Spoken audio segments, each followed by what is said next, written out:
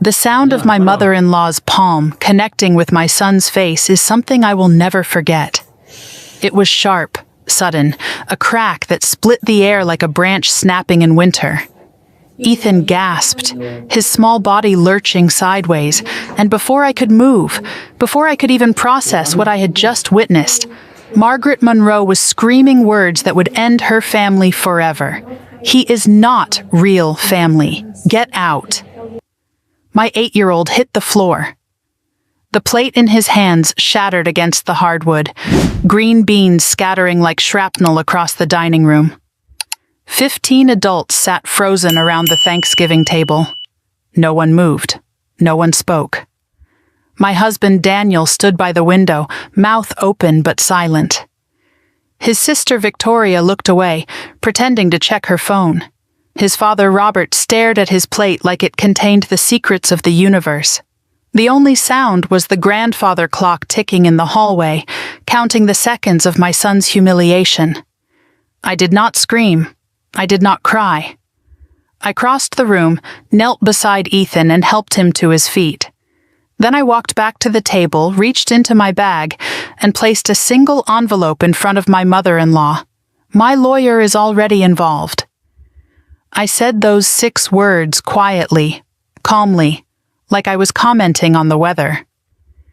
Margaret's plate slipped from her fingers and crashed to the floor.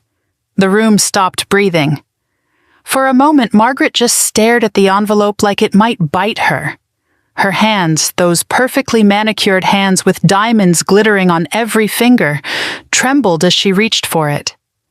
I did not wait for her to open it. I already knew what was inside, and soon enough, so would she. I looked around the room, reading every face, filing away every reaction. Daniel had gone pale, his jaw tight, but he still had not moved from his spot by the window. 38 years of conditioning had frozen him in place. He was not agreeing with what his mother had done. He simply did not know how to disagree with her. He never had. Victoria finally looked up from her phone, and I saw the calculation in her eyes. She was already thinking about what this meant for her position in the family hierarchy. Robert, my father-in-law, was the only one who looked ashamed. But shame without action is just performance, and Robert had been performing for 40 years. Margaret's voice cut through the silence, trying to regain control the way she always did. "This is a family matter. You are making a scene." I almost laughed. Making a scene? My son was on the floor with a red mark blooming across his cheek, and I was the one making a scene. That was classic Margaret. Reframe the cruelty as someone else's overreaction. She turned to Daniel, her voice sharp with command. "Daniel, control your wife." He opened his mouth. Nothing came out. He could not even look at his son. I turned my attention to Ethan. He was standing now, but barely. His hands hung at his sides, and he was looking at me with those wide brown eyes, searching my face for answers I did not have yet. The red mark on his left cheek was already darkening. A green bean was stuck to his sweater. But he was not crying. That was what scared me most. 8 years old, and he had already learned that crying did not help, that tears did not change anything in this family. I knelt in front of him, checking his face gently. His skin was hot where the slap had landed. When I touched his cheek, he flinched. Not from pain, from expectation. He whispered something so quiet I almost missed it. "I am sorry, Mom. I did not mean to sit there." My heart cracked right down the middle. He was apologizing. He was apologizing for being hit. I stood up, lifting him with me. I grabbed my purse, his jacket, my coat. 3 years. I had spent 3 years swallowing insults, ignoring slights, smiling through holidays where my son was treated like a guest who had overstayed his welcome. The slap was not the beginning. It was the end. I had made my decision weeks ago. Tonight just confirmed it. I carried Ethan toward the front door. The family finally unfroze, their voices chasing us like startled birds. Margaret's voice rose above the rest. "You cannot just leave. We have not even had dessert." Victoria chimed in, dripping with false concern. "Jessica, do not be dramatic." One of the aunts added her piece. "Think about Daniel. Think about the family."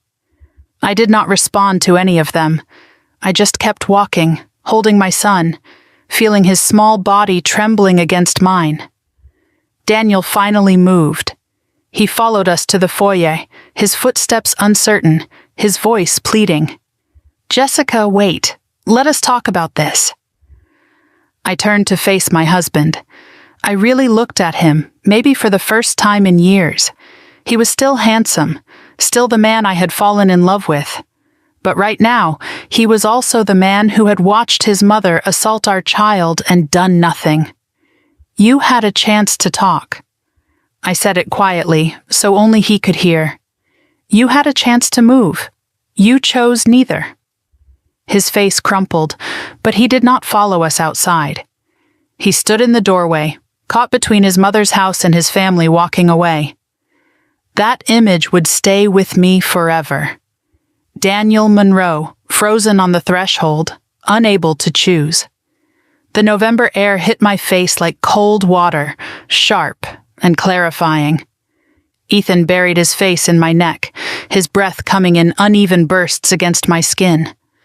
I strapped him into his car seat, my hands steady even though everything inside me was shaking. Before I closed his door, he asked in a small voice, "Are we coming back?" I paused. I thought about lying, about softening the blow. Then I decided against it. My son deserved the truth, even when it hurt. "No, baby, we are not." The drive home was silent except for the hum of the heater. Ethan sat in the back, hands folded in his lap, staring straight ahead like the windshield was showing him a movie only he could see. Streetlights slid across his face in bands of yellow and shadow. His cheek was swelling now, the skin tight and shiny, but he did not mention it. He did not mention anything. My phone buzzed, then buzzed again. Daniel, Margaret, Victoria. Numbers I did not recognize. I silenced the phone and placed it face down in the cup holder. Ethan noticed. "Is Dad calling?" "Yes." "Are you going to answer?" "Not tonight." I thought about the envelope I had left behind. 3 weeks ago, I found out about the trust fund. 3 weeks ago, I hired Emily Carter, the best estate litigation attorney in Philadelphia. 3 weeks ago, I stopped hoping Margaret would change. Tonight was supposed to be a test, one last chance for this family to prove me wrong. They failed. We pulled into our driveway. The house was dark. We were supposed to be at Margaret's until 9 o'clock. It was barely 6:30. I helped Ethan out of the car, carried him inside even though he was getting too big for it. He let me. That told me everything about how scared he was. I ran a warm bath, examined his cheek in the better light of the bathroom. The mark was darker now, purpling at the edges. You could almost see the shape of Margaret's fingers. I took photographs with my phone. Different angles, better lighting. Evidence. Ethan watched me do it. "Why are you taking pictures?" "Just in case, sweetheart." He did not ask in case of what. He understood more than any 8-year-old should. Later, I tucked him into bed. He was wearing his favorite pajamas, the ones with rockets on them. He looked so small against the pillows, so fragile. I was about to turn off the light when he spoke. "Mom, am I not real family?" The question hit me like a physical blow. I sat on the edge of his bed and took his hands in mine. "You are the realest thing in my life. You are my family. Always." He searched my face, weighing the promise the way children do when they have been let down before. Then he nodded once, slow and deliberate, like he was filing my answer away for later. I stayed until he fell asleep, watching his chest rise and fall, making a silent promise. No one would ever make him feel this way again. After Ethan's breathing steadied into the rhythm of sleep, I sat alone at the kitchen table. My phone showed 23 missed calls and 47 text messages. I did not read any of them. Instead, I opened my laptop and pulled up the folder Emily Carter had sent me last week. Inside were documents that would change everything. The original trust, signed by Harold Monroe, Daniel's grandfather, 6 months before his death. The list of beneficiaries: Emma Monroe, Tyler Monroe, and Ethan James Wilson Monroe. My son's name, right there in black and white. Harold had included him. Harold had wanted him protected. Then I opened the second document, the amended trust dated 3 months after Harold's death. Ethan's name, gone. Scratched off like he had never existed. And at the bottom, the signature of the woman who had erased him. Margaret Monroe, trustee. I scrolled through the bank statements Emily had obtained. $153,000. That was Ethan's share of the trust. Gone, redirected, spent on kitchen renovations and a new Lexus and expenses that had nothing to do with any grandchild's education. Margaret had not just slapped my son tonight. She had been robbing him for over a year. I stared at the numbers on the screen. Tomorrow, the real fight would begin. But tonight, I let myself feel one thing clearly. They thought I would stay silent forever. They thought I would keep swallowing the insults, keep smiling through the cruelty, keep teaching my son that belonging was something he had to earn from people who would never give it. They were wrong. Margaret Monroe had no idea what she had awakened when she raised her hand against my child, but she was about to find out. I sat outside Ethan's bedroom door for almost an hour after he fell asleep. I told myself I was just checking on him, making sure his breathing stayed steady, watching for signs of nightmares. But the truth was simpler. I could not make myself move. The house felt too quiet, too empty without Daniel in it. Every creak of the floorboards sounded like an accusation. Eventually, I forced myself to stand and walk to the kitchen. The coffee I made went cold in my hands while I stared at my phone. The 47 text messages from earlier had multiplied to 89. I scrolled through them, my stomach turning with each one. Margaret's message sat at the top, all capital letters. "This is ridiculous. Come back and apologize." Victoria had added her piece. "You are tearing this family apart." And Daniel, my husband, the man who had watched his mother slap our son and done nothing, had sent a series of increasingly desperate texts. "Please pick up. We need to talk. Mom is upset. Mom is upset." I read those 3 words over and over, feeling something cold settle in my chest. Not once did anyone ask if Ethan was okay. Not once did anyone acknowledge the slap, the fall, the small body hitting the hardwood floor. Margaret was upset. That was what mattered to this family. My phone rang. Daniel again. I answered this time, my voice flat. His words came rushing out before I could speak. "Jess, please, just come back. We can work this out." I stared at the dark window, my reflection ghostly in the glass. "Is your mother going to apologize?" A long pause. "She says Ethan provoked her. He took Emma's seat." My blood went cold. "He is 8 years old, Daniel." He sat in a chair. I know, but if we could just talk about this, maybe smooth things over." I hung up without saying goodbye. There was nothing left to say. I poured myself a glass of wine I did not drink, just held it while the memories came flooding back. 3 years ago, I had been so hopeful. A single mom who had finally found love again. Daniel was kind, patient with Ethan, everything I thought I needed. He seemed like an answer to prayers I had stopped praying. When he proposed, I thought my life was finally falling into place. I had no idea what I was walking into. The first time I met Margaret, she smiled at me with teeth that did not reach her eyes. Her first question was not about me, not about how Daniel and I met, not about our plans for the future. She looked at Ethan, who was hiding behind my legs, and asked in a voice like polished steel, "And where is his real father?" I should have known then. I should have seen the warning signs written across her face like a roadmap to disaster. But I was in love, and I wanted so badly for it to work. Daniel said she was like that with everyone at first. He promised she would warm up. She never did. The slights started small, so small I could almost convince myself I was imagining them. Family dinners where Ethan was seated at a separate table, alone, while the other children sat with the adults. Birthday cards for Emma and Tyler, but nothing for Ethan.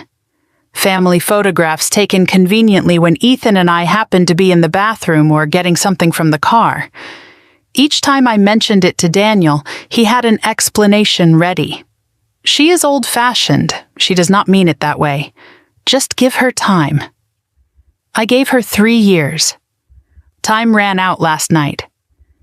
I walked to Ethan's bedroom door and watched him sleep from the hallway. In the dim light from the nightlight, I could see the curve of his cheek, the gentle rise and fall of his small chest. I noticed things I had tried not to see before. How small he made himself in groups, pulling his shoulders in like he was trying to take up less space. How he always waited to be invited before joining anything, never assuming he was welcome. How he never asked for seconds at Margaret's table, even when I knew he was still hungry. How he had learned to read a room before entering it, scanning for threats the way a soldier scans for enemy fire. 8 years old, and already an expert at disappearing. Last Christmas played through my mind like a movie I could not stop watching. We were at Margaret's house for the gift exchange. The tree was enormous, professionally decorated, dripping with gold and crystal. Emma unwrapped her gift first. A brand new iPad, the latest model, wrapped in shiny paper with a bow as big as her head. Tyler went next. A gaming console, the one every kid had been begging for all year. Then it was Ethan's turn. He opened his gift carefully, the way he did everything in that house. Careful not to make a mess, careful not to draw too much attention. Inside was a $20 gift card to a store he had never been to, for products he had no use for. He smiled and said thank you because I had taught him manners. But in the car going home, his voice so small I could barely hear it over the engine, he asked, "Mom, did I do something wrong?" I lied to him. I told him no, that Margaret just did not know him as well yet, that things would get better. I hated myself for that lie, and I hated myself even more for believing it might somehow become true. 2 months ago, I noticed the photo wall at Margaret's house for the first time, really noticed it. 47 framed photographs lined the hallway, a shrine to the Monroe family legacy. Emma's first steps, Tyler's baseball games, Daniel's college graduation, Christmases and birthdays and summer vacations, all documented in matching silver frames. I counted every single one. 47 photographs. Ethan appeared in none of them. 3 years of holidays, 3 years of gatherings, and not a single picture of my son on that wall. When I mentioned it to Daniel, he waved it off. Mom is just slow to update the frames, but the newest photograph was from last month. Emma's school picture, perfectly framed, perfectly hung. Margaret was not slow. She was deliberate. I must have dozed off at the kitchen table because when I opened my eyes, gray dawn light was seeping through the windows. My neck ached and my coffee was cold. I had never made it to bed. I checked on Ethan first. He was already awake, sitting up in bed staring at the wall like he could see something written there that no one else could read. The bruise on his cheek had turned purple overnight, ugly and dark against his pale skin. He did not look at me when I came in. I made pancakes, his favorite, and set them in front of him at the kitchen table. He ate 3 bites and pushed the rest around his plate, making shapes in the syrup. Finally, he asked the question I had been dreading. "Is Dad coming home?" My chest tightened. "I do not know, baby." Ethan nodded, like he had expected that answer. His voice was matter of fact, the way children sound when they have already accepted something adults are still fighting against. It is okay. I know he has to take care of his mom, 8 years old, already making excuses for the adults who kept failing him. After breakfast, I asked to see his cheek in better light. He tilted his face up obediently, too used to being examined, inspected, assessed. The bruise was the size of Margaret's palm. You could almost see the individual finger marks pressed into his skin like a signature. I took more photographs, different angles, better lighting. Ethan watched me with those old eyes of his.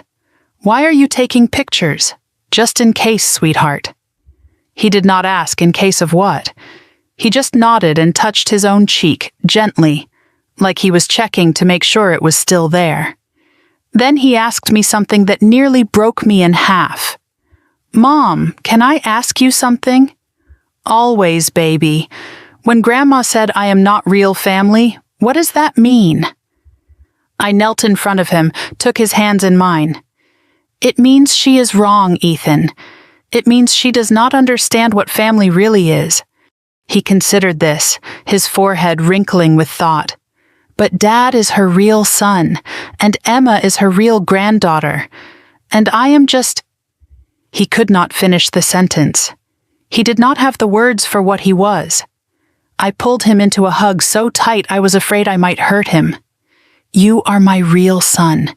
You are Daniel's real stepson. You are real, Ethan. More real than anyone in that room last night." His tears came then, finally, soaking through my shirt. The tears he had been holding back since the moment Margaret's hand connected with his face.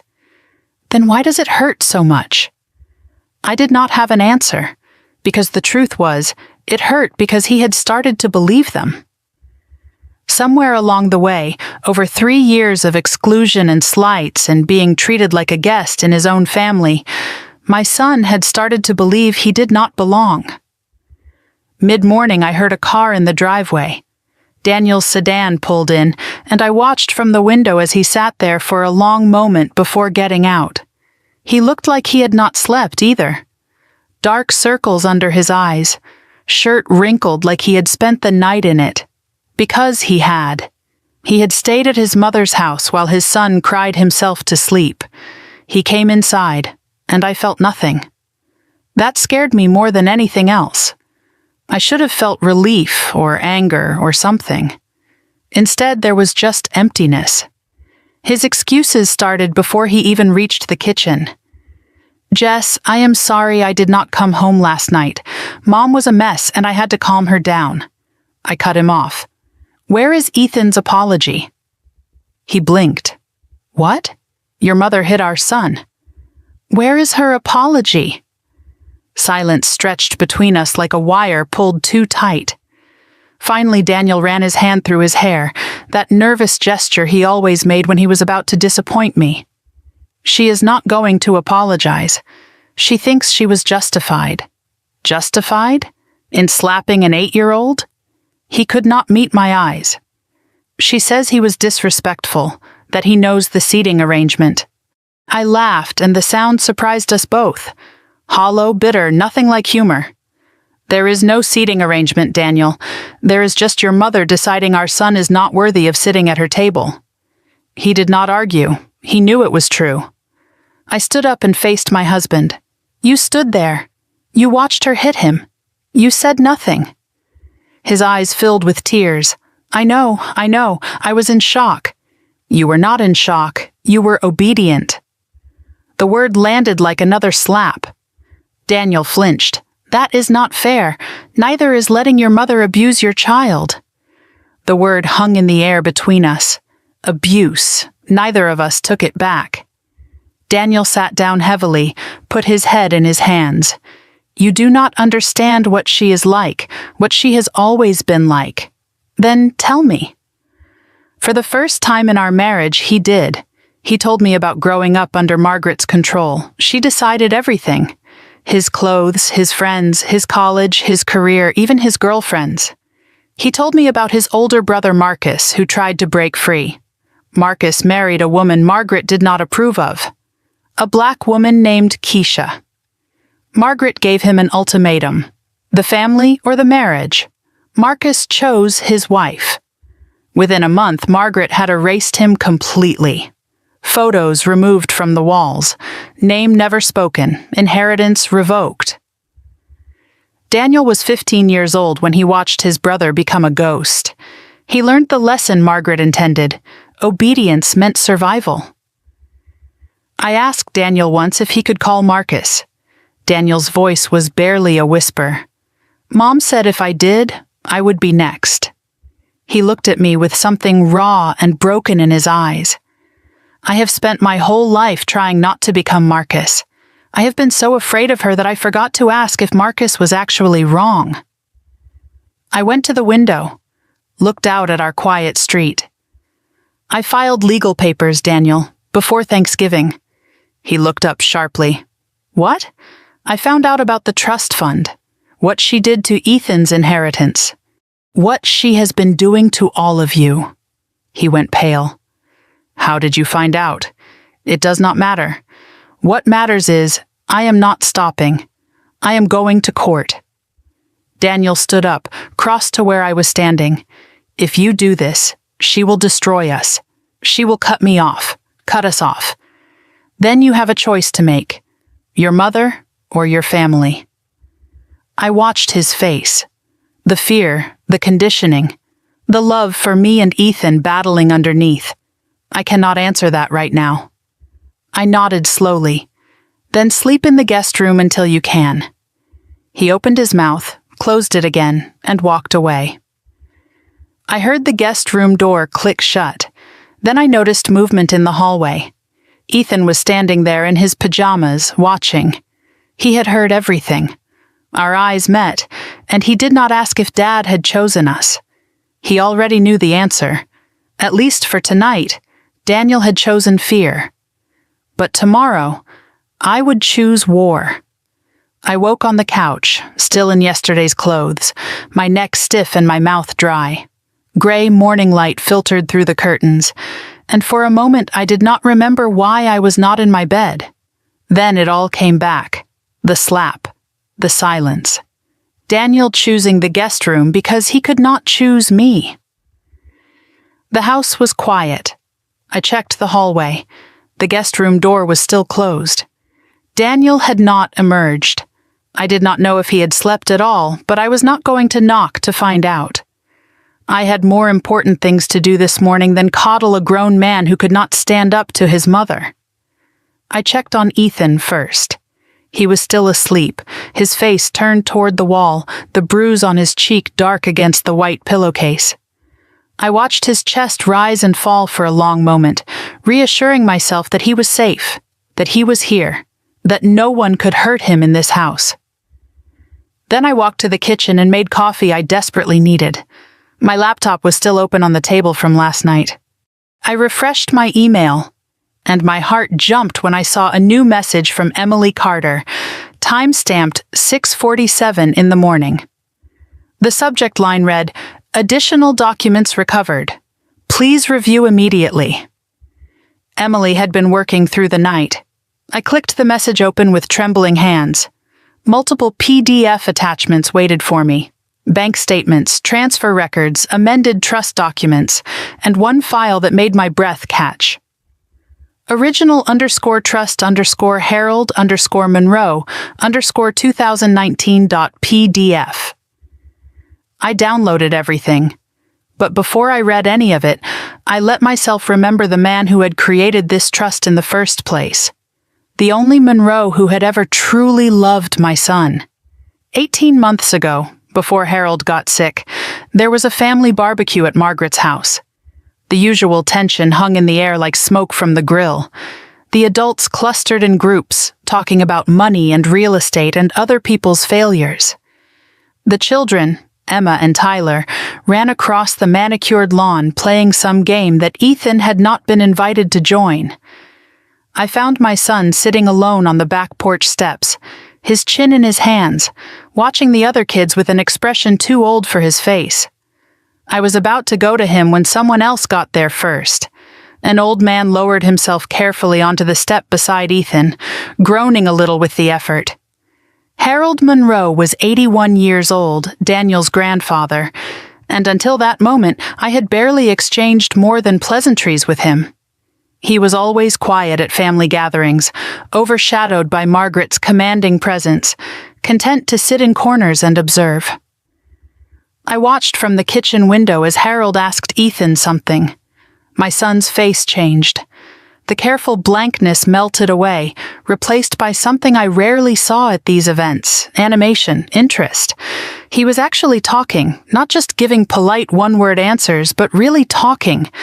Harold laughed at something Ethan said, a genuine laugh that crinkled his whole face. Then Harold's voice carried through the open window, clear enough for me to hear. "You know what, son? You remind me of myself at your age?" Ethan looked up at him. "Really? Really? We are the quiet ones, the ones who watch and listen. People underestimate us." Harold paused, and his next words would stay with me forever. But that is their mistake, not ours. After the barbecue, as we were loading into the car, Ethan tugged on my sleeve. "Mom, is Grandpa Harold my grandpa too?" I did not know how to answer. In this family, the rules about who belonged to whom were written in invisible ink that only Margaret could read. But Harold answered for me. He had appeared behind us, moving quietly for such an old man, and he put a gentle hand on Ethan's shoulder. "Any child in this family is my grandchild. Blood does not make family, son. Love does." From inside the house, Margaret's voice cut through the moment like a knife. "Harold, stop filling his head with nonsense." Harold winked at Ethan. "Do not listen to her. She has been wrong about most things for 60 years. It was the first time I ever saw my son laugh at a family gathering." 6 months after that barbecue, Harold was diagnosed with pancreatic cancer. Stage 4, months to live, not years. The family gathered at Margaret's house to discuss arrangements, but I noticed something that made my stomach turn. Margaret was not asking about doctors or treatments or how to make Harold comfortable. She was asking about the will, about the trust, about who would manage things after he was gone. The man was not even dead yet, and she was already counting his money. I started bringing Ethan to visit Harold in the hospital. Margaret tried to stop us. "He needs rest," she said. Not children running around making noise, but Harold overruled her, his voice weak but firm. "Let the boy in. He is the only one who does not treat me like I am already dead." Those visits became our weekly ritual. Ethan would climb into the chair beside Harold's bed and read to him. Adventure stories, fantasy books, whatever Ethan was into that week. Harold would lie back with his eyes closed and a smile on his face, listening to my son's voice fill the sterile room with dragons and heroes and happy endings. One afternoon, Harold asked me to stay behind after Ethan went to get a snack from the vending machine. His voice was weaker than usual, but his eyes were sharp. "I need you to do something for me. Anything," I said, and I meant it. "Protect that boy." His words hit me like a weight. "After I am gone, Margaret will try to erase him, the way she erases anyone who does not fit her picture of what this family should be. I will not let her," I promised. Harold squeezed my hand, his grip surprisingly strong. "I know. That is why I made sure he is protected. Legally." I did not understand what he meant then. I do now. Harold passed 14 months ago, peacefully, in his sleep, at home. I learned about it through a text message from Daniel. "Grandpa is gone." 3 words, no phone call, no warning. Ethan cried for 3 days straight. He had lost the only person in the Monroe family who had ever made him feel like he belonged. Margaret did not call to offer comfort. She was too busy planning the funeral. A funeral where Ethan was seated in the back row, so far from the family section that he might as well have been a stranger off the street. 1 week after the funeral, the family gathered at a lawyer's office for the reading of the will. I was not invited. I heard about it secondhand from Daniel when he came home that evening. Grandpa left a trust fund for the grandkids' education, he told me. Mom is managing it until they turn 18. My heart lifted for a moment. Is Ethan included? Daniel hesitated, and that hesitation told me everything I needed to know. I think so. Mom said she would handle the details. That was the last time anyone mentioned the trust fund to me. For 14 months, I assumed everything was being handled properly. I trusted Daniel's family. That was my mistake. 3 weeks before Thanksgiving, I was cleaning out a closet when I found a box of Daniel's old papers. Receipts, tax documents, the kind of things people shove in boxes and forget about. At the bottom was an envelope I had never seen before. It was from a law firm, addressed to all trust beneficiaries, dated 1 month after Harold's death. The envelope had never been opened. My hands shook as I tore it open. Inside was a letter summarizing the Harold Monroe Educational Trust. The initial funding was listed at $460,000. And there, printed clearly in black ink, was the list of beneficiaries. Emma Monroe, Tyler Monroe, Ethan Monroe. My son's name was right there. Harold had included him. Officially, legally, deliberately. The letter also noted that Margaret Monroe had been appointed temporary trustee and that annual statements would be sent to all beneficiaries' guardians. I had never received a statement. Not one in 14 months. Not a single piece of paper acknowledging that my son had any stake in this trust at all. I searched for estate lawyers that afternoon. Emily Carter's name came up first. Specialist in trust litigation. 15 years of experience. I called her office and explained the situation as calmly as I could. I think my mother-in-law stole my son's inheritance. That is a serious accusation, Emily said. What evidence do you have? A letter that says my son is a beneficiary, and 14 months of silence. Send me everything you have, she said. I will start digging. I sent her the letter that same day. What she found was worse than anything I had imagined. Now, sitting at my kitchen table the morning after Thanksgiving, I opened Emily's new attachments. The first document was the original trust, Harold's signature at the bottom, Ethan's name clearly listed among the beneficiaries, equal shares, 1/3 each. At the time of Harold's death, the trust was worth $460,000. Ethan's share came to approximately $153,000. The second document made my blood run cold. It was an amended trust, dated 3 months after Harold's death. Ethan's name had been removed from the beneficiary list. His share had been redistributed to Emma and Tyler. The reason given was a single line that felt like a slap to the face. Beneficiary not of direct bloodline.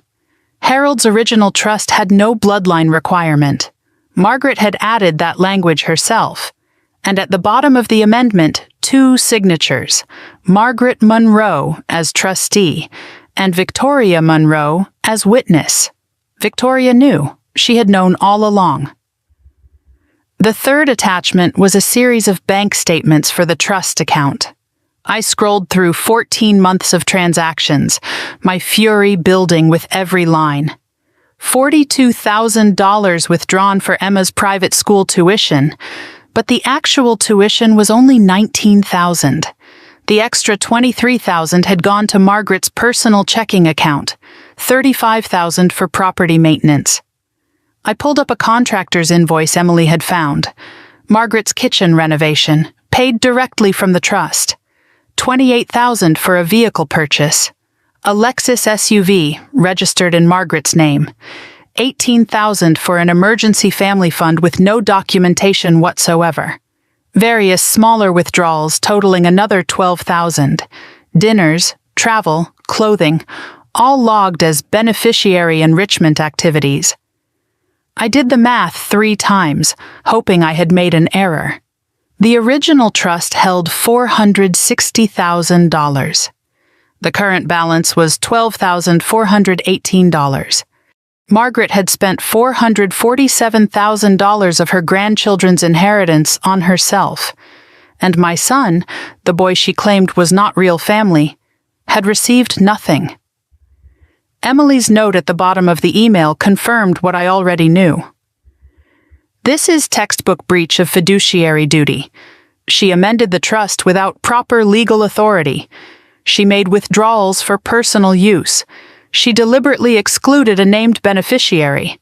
This is not just unethical, Jessica. It is fraud. I stared at that word. Fraud. Margaret had not just excluded Ethan from her family, she had stolen his future.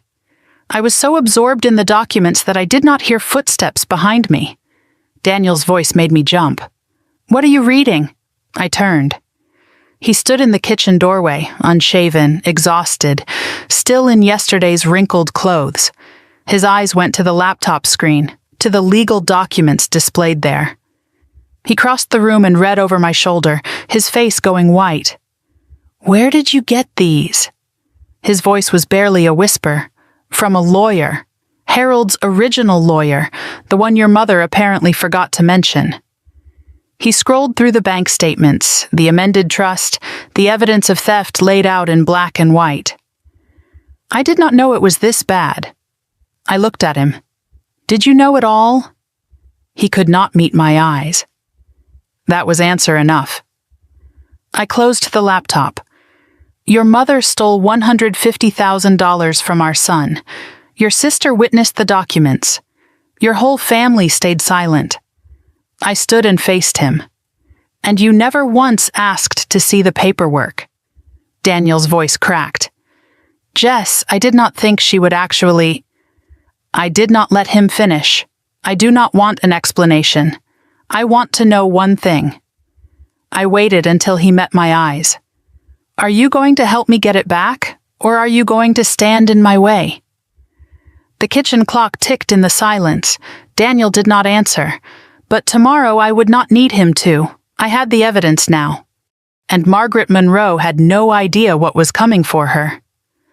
I woke early the morning after confronting Daniel, having barely slept at all. My mind had been racing through documents and numbers and legal strategies until sometime around 4 a.m, when exhaustion finally pulled me under. When I opened my eyes, gray light was seeping through the curtains, and Daniel was already gone from the guest room. A note sat on the kitchen counter, his handwriting rushed and uneven. "I need time to think. Do not do anything yet. Please." I read it twice, then set it aside. I was done waiting for Daniel to catch up. I was done waiting for anyone. Ethan's bruise was fading now, the purple softening to yellow-green at the edges.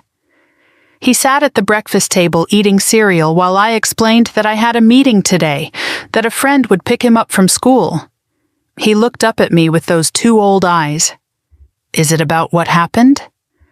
I paused, my hand on his shoulder. "Yes. I am going to make sure it does not happen again." He nodded slowly, the way he did when he was processing something important. Good. Just that one word, but it carried the weight of everything he had been through. I dropped him at school and watched him walk inside, his backpack bouncing against his small frame. He did not look back. Another small independence born from necessity. The drive to Philadelphia took 45 minutes. Emily Carter's office was in a glass tower downtown. Not flashy, but solid. The kind of building where serious work got done. I drove in silence. No radio, no podcasts. Just my thoughts, and the folder of documents sitting on the passenger seat like a weapon. I thought about what Harold had said to me in the hospital. Protect that boy. Today, I was going to start keeping that promise. I signed in at the reception desk, my hands trembling slightly, not from fear, from anticipation. The elevator ride to the 12th floor felt longer than the entire drive from Harrisburg. When the doors opened, Emily Carter was waiting for me outside the conference room. She was in her mid-40s with silver streaks in her dark hair and reading glasses pushed up on her head. Her handshake was firm, her eye contact direct. Mrs. Monroe. Thank you for coming in person. I needed to understand exactly what we are dealing with. She nodded and gestured toward the conference room. Then let us deal with it. The conference room table was covered in documents organized into neat stacks. Emily had printed everything, color-coded tabs marking different sections, important passages highlighted in yellow and pink. A projector screen on the wall showed a timeline of events. I realized she had been preparing for this meeting like it was already a trial. Before we begin, Emily said, settling into her chair across from me, I need to ask you something. I braced myself. How far are you willing to go? I did not hesitate. As far as it takes. Emily smiled, not warm exactly, but satisfied. Good, because what I am about to show you will make you want to go further. She clicked to the first slide. The Harold Monroe Educational Trust, established March 2019. Purpose: education funding for grandchildren. Initial funding: $460,000. She pointed to the list of beneficiaries: Emma Victoria Monroe, Tyler James Monroe, and Ethan James Wilson Monroe. I noticed the name Emily had highlighted. Harold used Wilson Monroe. He gave Ethan both names. Your son was not an afterthought, Emily said. Harold specifically added him 6 months before his death, with a formal amendment. He planned for this. My throat tightened. Even dying, Harold had been fighting for my son. Emily highlighted a section on the next slide. This is important. The trustee provisions. Margaret was appointed as primary trustee, but only temporarily. A successor trustee was supposed to be appointed by the beneficiary's guardians within 12 months. She was never meant to be permanent. I stared at the screen. But she has been managing it for 14 months. Emily nodded. Because she never notified anyone that a successor needed to be appointed. She never sent the required annual statements. She never disclosed the trust's existence to you at all. Is that illegal? It is a breach of her fiduciary duty. And it is just the beginning. The next slide showed the amended trust document, dated July 2023, 3 months after Harold's death. Emily walked me through the changes. Ethan's name removed from the beneficiary list. His 1/3 share redistributed to Emma and Tyler. Reason given: beneficiary not of direct bloodline. Harold's original trust had no bloodline requirement, Emily said. Margaret added that language herself. I stared at the document, at my son's name crossed out like he had never existed. She just erased him. And your sister-in-law witnessed it. Emily pointed to the signature at the bottom of the page. Victoria Monroe, her handwriting neat and careful. Something cold settled in my chest. Victoria had known. She had participated. She had signed her name to my son's erasure and never said a word. Emily pulled up a spreadsheet, 14 months of bank activity highlighted and annotated. Let me walk you through where the money went. I leaned forward, forced myself to look. May 2023. $22,000 withdrawn for administrative fees. No receipts, no documentation. July 2023. $42,000 for Emma's private school tuition. Emily's voice was clinical, precise. The actual tuition is $19,000. The extra $23,000 went directly to Margaret's personal account. September 2023, $35,000 for property maintenance. She remodeled her kitchen. I have the contractor's invoice. It was paid from the trust. November 2023, $28,000 for a vehicle purchase. A down payment on a Lexus SUV registered in Margaret's name. January 2024, $18,000 for an emergency family fund. No documentation whatsoever. It simply vanished. Throughout 2024, various smaller withdrawals totaling $12,000. Dinners, travel, clothing, all logged as beneficiary enrichment activities. Emily showed me the final number, and I felt like I had been punched in the stomach. Original trust, $460,000. Current balance, $12,418. Missing $447,582. Ethan's original share, $153,333. She did not just steal from your son, Emily said. She stole from all 3 grandchildren, but your son got nothing while she was spending everything. My voice came out steadier than I expected. What can we do? Emily outlined the path forward, ticking off options on her fingers. First, we file a petition for court review of trust administration. Second, we request immediate removal of Margaret as trustee. Third, we demand a full accounting of all expenditures. Fourth, we seek restitution plus interest plus legal fees. Fifth, we potentially refer the case to the district attorney for criminal fraud charges. I looked up sharply. Criminal? Emily's expression was serious. This is serious enough for criminal prosecution. But that is your choice. I need your guidance on how aggressive you want to be. What would you recommend? Start civil. The evidence is overwhelming. She will have to respond under oath. And people who lie to judges tend to dig their own graves. I asked about the envelope I had left at Thanksgiving, the one that had made Margaret drop her plate. Emily almost smiled. A shot across the bow.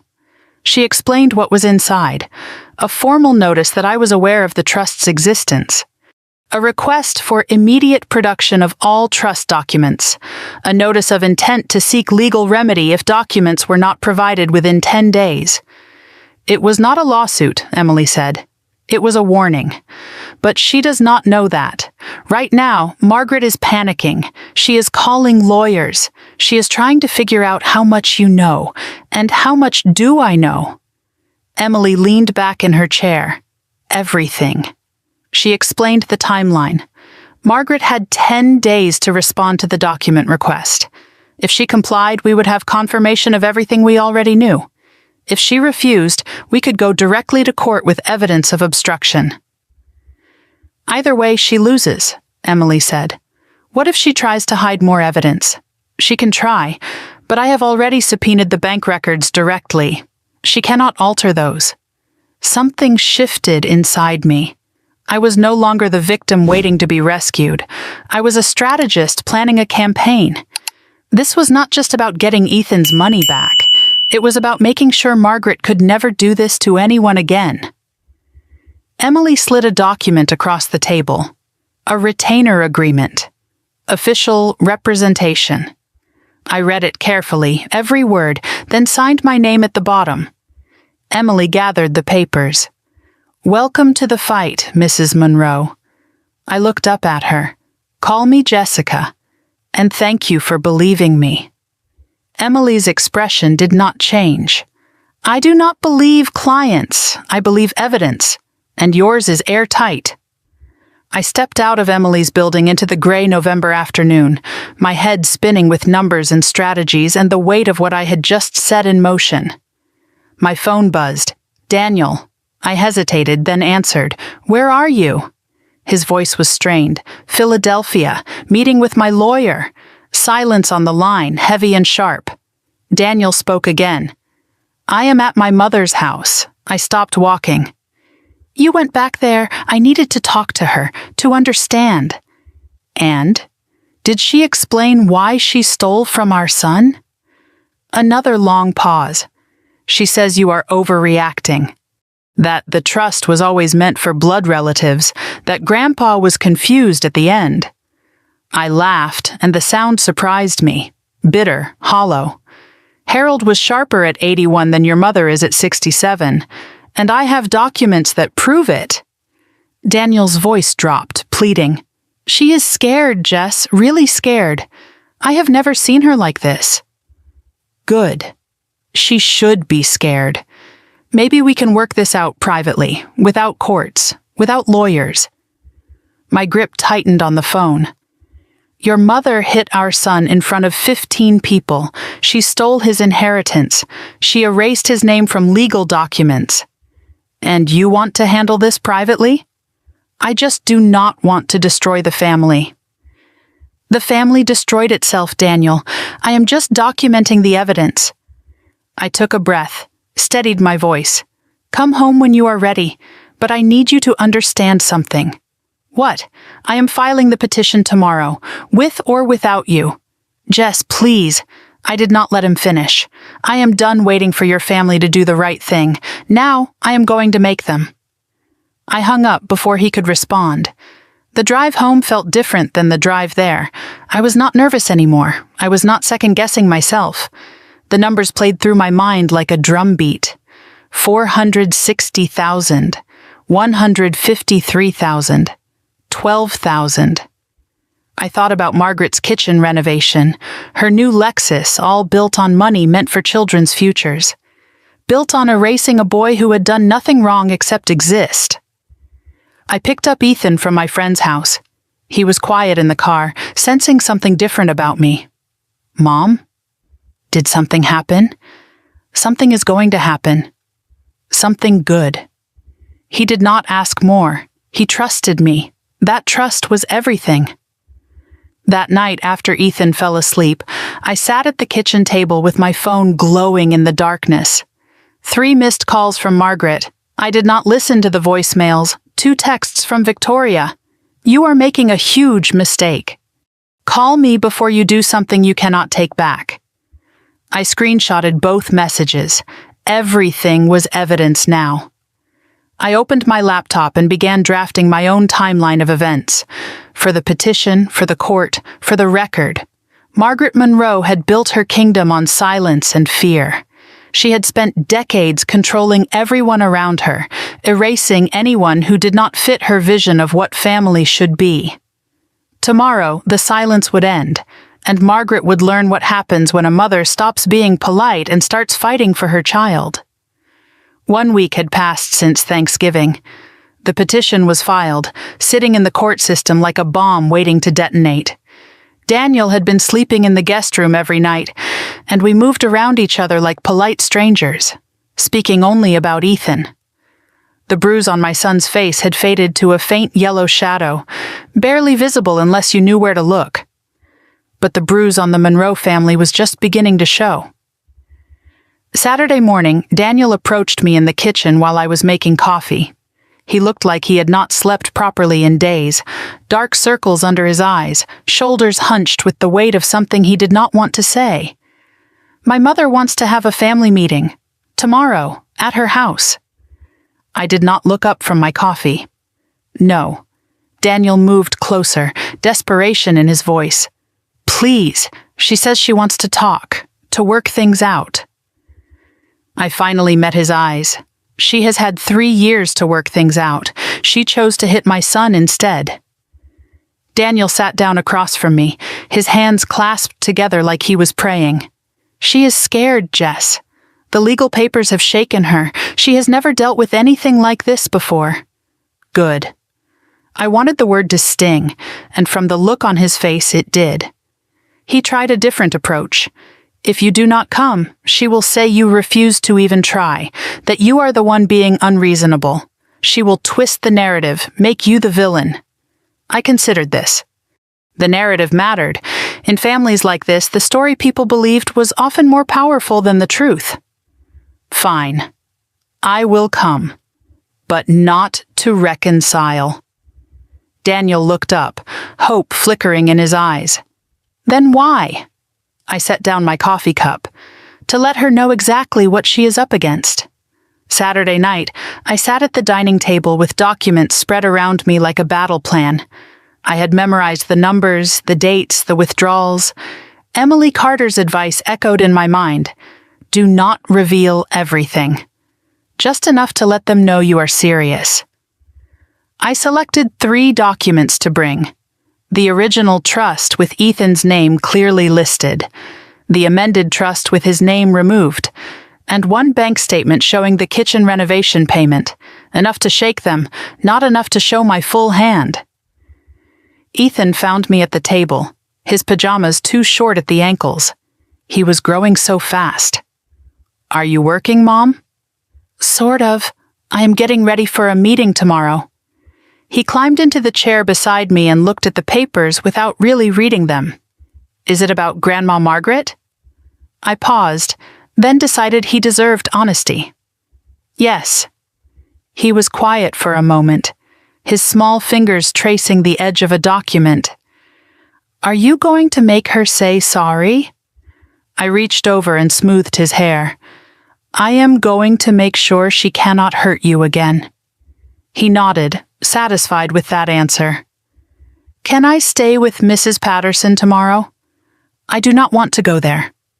"Of course, baby. You never have to go there again." Later that night, I noticed Daniel standing in the hallway, watching from the shadows.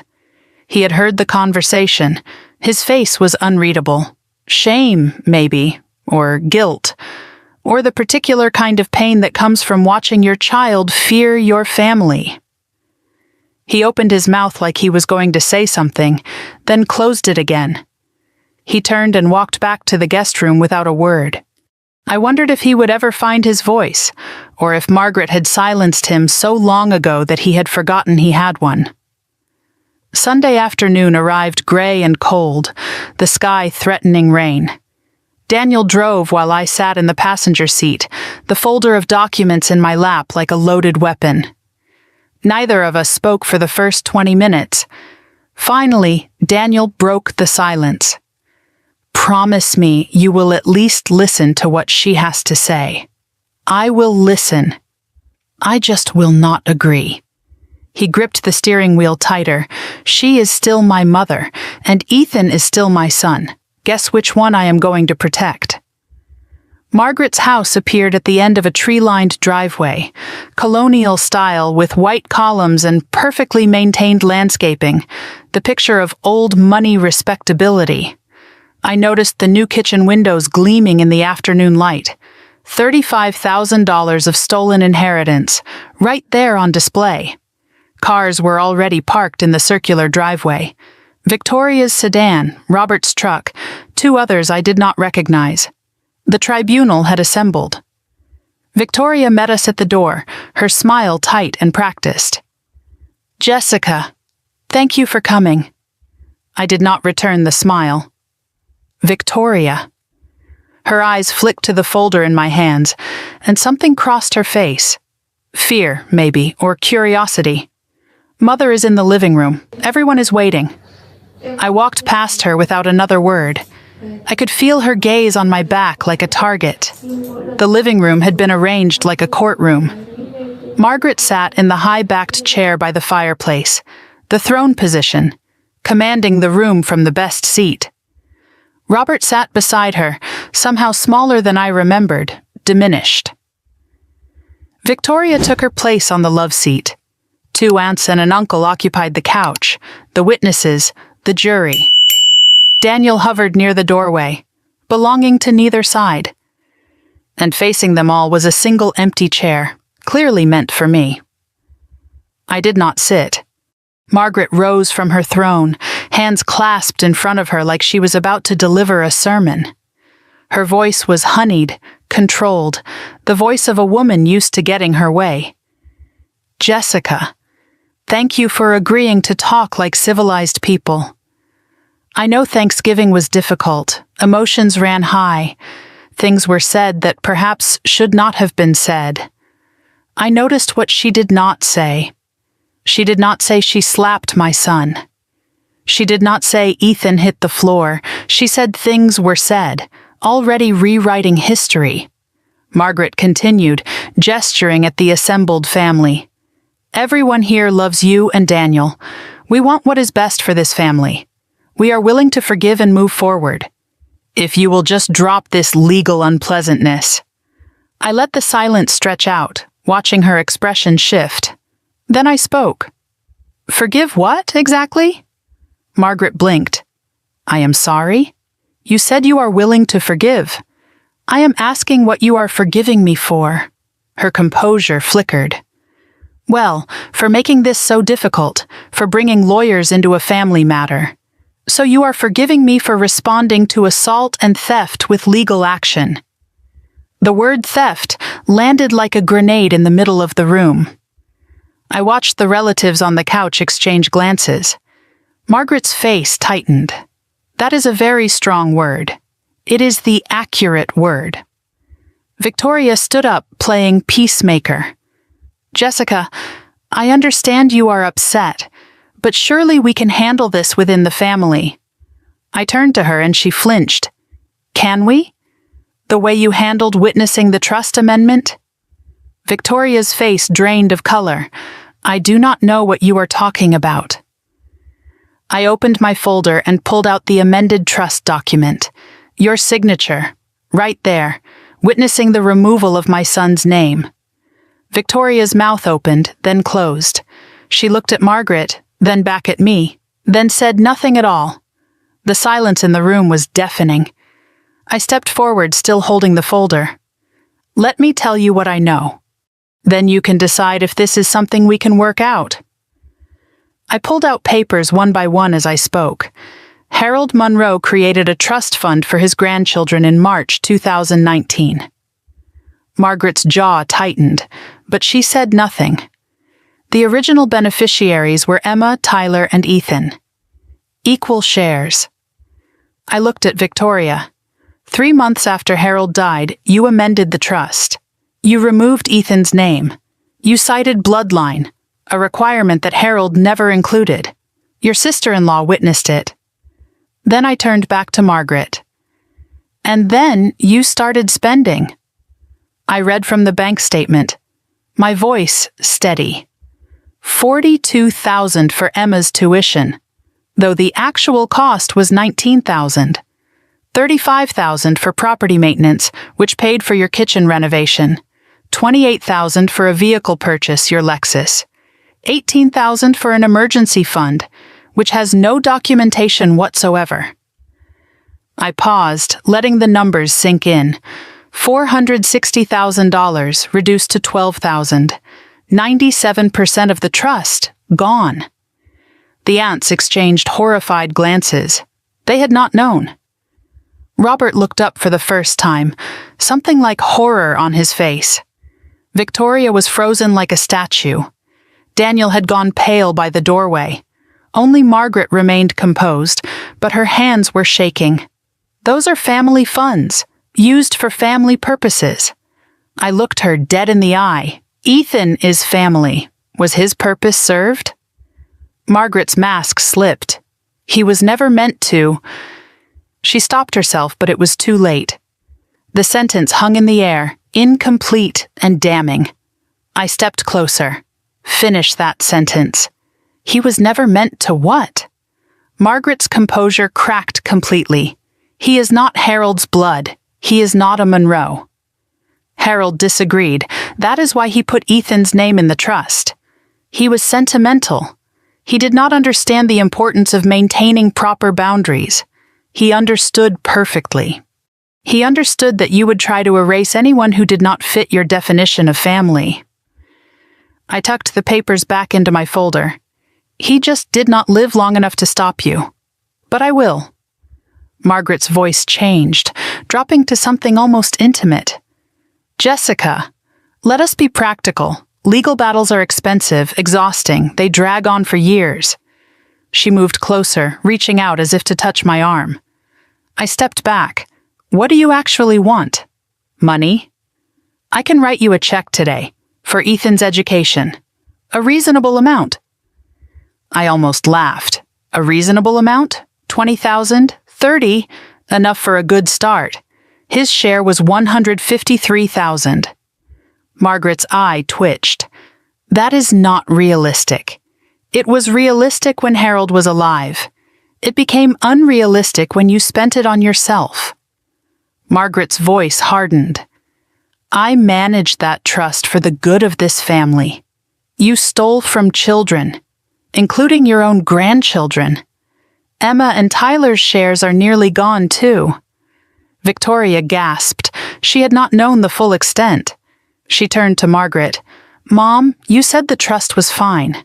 You said there was plenty for Emma's college. Margaret shot her a look. Be quiet. Victoria's voice rose. With what? You just said there is only 12,000 left. For the first time in the conversation, Robert cleared his throat. Everyone turned to look at him.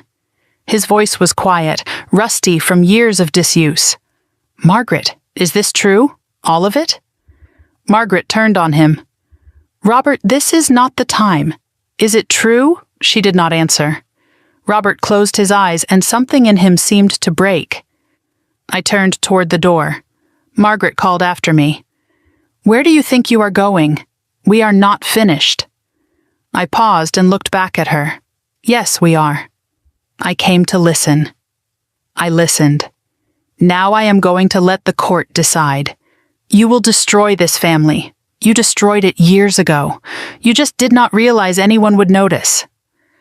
I walked toward the door, then stopped beside Daniel. Come home when you are ready to be a father. Then, louder to the room, I will see you all in court. I walked out the front door into cold November air. Behind me, voices rose. Victoria demanding answers. Margaret deflecting. Robert's silence louder than all of them. I did not have my car. Daniel had driven. I pulled out my phone and called a ride-share. I would wait in the cold. It was better than one more minute in that house. As I stood by the curb, my phone buzzed. A text from an unknown number. I opened it and my heart stopped. Jessica, this is Robert. I need to talk to you, alone. There is something about Harold's trust you do not know. I stared at the message, reading it twice to make sure I understood. Behind me, Margaret's voice rose to a shriek inside the house. But for the first time, I was not listening to Margaret. I was wondering what the silent man finally had to say. I stood at the curb outside Margaret's house, cold November wind cutting through my coat. Inside, I could hear muffled shouting, the family imploding without me there to witness it. My rideshare was 7 minutes away according to the app. I read Robert's text again. There is something about Harold's trust you do not know. What could I possibly not know? I had seen the documents, the numbers, the signatures. I had watched Margaret's face when I laid out the evidence. What else was there? The front door opened and Daniel stepped out. He looked wrecked, 10 years older than his 38 years. He walked toward me slowly, hands shoved in his pockets, shoulders hunched against the cold. I will drive you home. I called a ride. Cancel it, please. I studied his face. Something had shifted in him, something I had not seen before. I canceled the rideshare. We drove in complete silence for the first 10 minutes. I watched the trees blur past the window, bare branches reaching toward the gray sky like skeletal fingers. Daniel's knuckles were white on the steering wheel.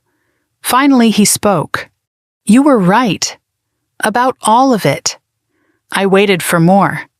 I have spent my whole life pretending she was not who she is. And tonight, watching her try to buy you off, watching her blame everyone except herself, I could not pretend anymore. I did not respond. I needed more than words. But it was a start.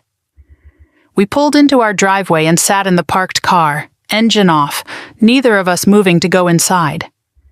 The house was dark. Ethan was staying at Mrs. Patterson's tonight. I had planned it that way, knowing today would be hard. The silence between us was heavy but different now. Not hostile, just exhausted. Daniel's voice cracked when he finally spoke. After you left, Victoria started screaming at Mom, asking where Emma's college money went. What did Margaret say? He laughed bitterly. She told Victoria to calm down, that she was being hysterical. The same thing she says to everyone who questions her. He turned to look at me, and I just stood there. Again. Like I always do. Why? He was quiet for a long moment, because I have been standing there my whole life, and I do not know how to do anything else. I unbuckled my seatbelt and turned to face him fully. I need to know something, and I need the truth. He nodded. Did you know? About the trust. About Ethan being removed. Did you know before I told you? His face crumpled. I did not know the details, but I knew something was wrong. How? Because Mom stopped talking about it. After Grandpa died, she mentioned the trust constantly, managing it, protecting it, making sure it was handled properly. Then suddenly, nothing. Complete silence. And I did not ask because... He trailed off. Because you did not want to know. He nodded, shame written across every line of his face. I am sorry. I am so sorry. I looked at my husband. Really looked at him. I saw the boy who had learned to survive by staying silent. I saw the man who had chosen comfort over courage for far too long. I saw someone who might finally be ready to change. Sorry is not enough, Daniel, but it is a start. I opened the car door. Come inside. We need to talk. Really talk. We sat at the kitchen table. Coffee neither of us would drink growing cold in our cups. I asked the question that had been building inside me since the family meeting. Tell me about Marcus. Daniel flinched at his brother's name. What do you want to know? Everything. Because I think whatever happened to him is why you cannot stand up to her. Daniel stared at his coffee cup for a long moment. Then he began. I was 10 when I understood the rules. Marcus was the firstborn, the heir, the one who was supposed to carry the Monroe name into the next generation. I was the spare. Loved, sure, but never essential. Mom's entire world revolved around Marcus. His achievements, his future, his perfection, and Marcus played his part perfectly. Until he didn't. He looked up at me. Marcus was 24 when he met Keisha. She was smart, beautiful, kind, everything you could want in a partner. And she was black. I felt something cold settle in my stomach. I could already see where this was going. Mom's reaction was immediate and absolute. She told Marcus that if he married Keisha, he was no longer her son, that he would be cut off from everything. The family, the money, the name. Daniel's voice dropped. Marcus thought she was bluffing. She was not. Marcus married Keisha anyway. Within a month, Margaret had removed him from the family trust entirely. She took down every photograph of him in the house. She forbade anyone from speaking his name. She changed the locks so he could not come by to visit. Daniel's hands were shaking now. I was 15 years old. I watched my brother become a ghost. He was there one day and then he was just gone. Like he had never existed at all. I asked Mom once if I could call him, just to see how he was doing. She looked at me with those cold eyes and said that if I contacted Marcus, I would be next. He finally met my gaze. I was 15, and I believed her. I believed her for 23 years. I reached across the table and took his hand. You were a child. I am not a child anymore. I have not been for a long time. And I still believed her. Until tonight. His voice cracked. Until I watched her try to pay you off with $30,000 to make my son's stolen inheritance disappear. I let the silence settle between us. Then I said what we were both thinking. She did to Ethan what she did to Marcus. Erased him. Daniel nodded slowly. And I let her. Because I have been so afraid of becoming Marcus that I forgot to ask if Marcus was actually wrong. I squeezed his hand. Was he? No, he married the woman he loved. He stood up for himself. He is happy now. He has kids, a good life. He just does not have us. Have you talked to him since then? Daniel shook his head. Mom would have found out. She always finds out. The words hung in the air like a prison he had built around himself. Your mother does not control you, Daniel. She only has power because you give it to her. It does not feel that way. I know. But here is the truth. You are not 15 anymore. And Ethan is not Marcus. He is 8 years old. and he has done nothing wrong except exist in a family that decided he was not worthy. Daniel's eyes filled with tears. I know. Then prove it. Not to me, to him. Daniel squeezed my hand. What do you need me to do? I need you to stop being neutral. I need you to stop trying to keep peace with people who declared war on our son. And if she cuts me off, like Marcus, then you will know exactly what your mother's love is worth. A long pause stretched between us. Then Daniel nodded. Okay. Okay, what? Okay, I am done. I choose you. I choose Ethan. Whatever happens next, I am on your side. I wanted to believe him. I had heard promises before. But something in his eyes looked different tonight, broken open instead of broken down. Later that evening, I texted Robert back. I can meet tomorrow. Where? His response came quickly. Diner on Route 22, 10 in the morning. Do not tell Margaret. Or Daniel. I frowned at that last part. Why not Daniel? But I decided to trust the process. Tomorrow I would find out what Robert knew. Monday morning I dropped Ethan at school and drove to the diner. It was a small place off the main road, the kind of diner where nobody asked questions and everybody minded their own business. Robert was already there when I arrived, sitting in a corner booth with his back to the wall. He looked smaller than I remembered, older, worn thin by decades of living beside Margaret. He stood when I approached. Thank you for coming. I slid into the booth across from him. Your text said there is something I do not know. Robert pulled a folded envelope from his jacket. His hands trembled slightly as he held it. Harold gave this to me the week before he died. He made me promise not to open it unless Margaret did something unforgivable. I looked at the envelope, then back at Robert. And slapping an 8-year-old qualifies? Robert winced. Yes, among other things. He slid the envelope across the table. I opened it last night, after you left. I took the envelope, feeling something inside. Papers, multiple pages. What is this? Robert's voice was barely a whisper. Harold's backup plan. I opened the envelope carefully. Inside was a handwritten letter, the script shaky but legible. A second trust document I had never seen, and a small USB drive. Robert explained while I stared at the contents. Harold knew Margaret might try to change things after he died, so he created a secondary trust, smaller but protected, with a different trustee.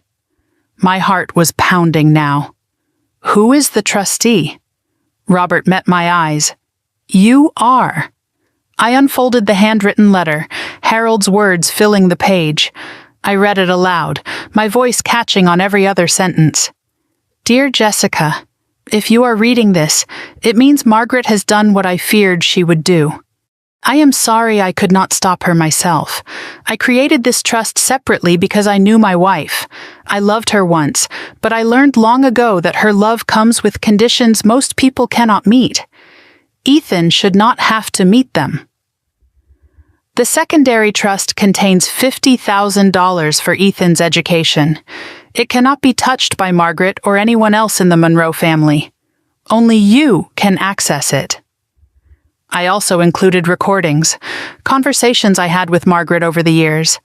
She did not know I was recording. I am not proud of that. But I am proud of doing whatever it takes to protect a child who deserves better than my family has given him. Tell Ethan that his grandfather loved him. Blood did not matter to me. Love did.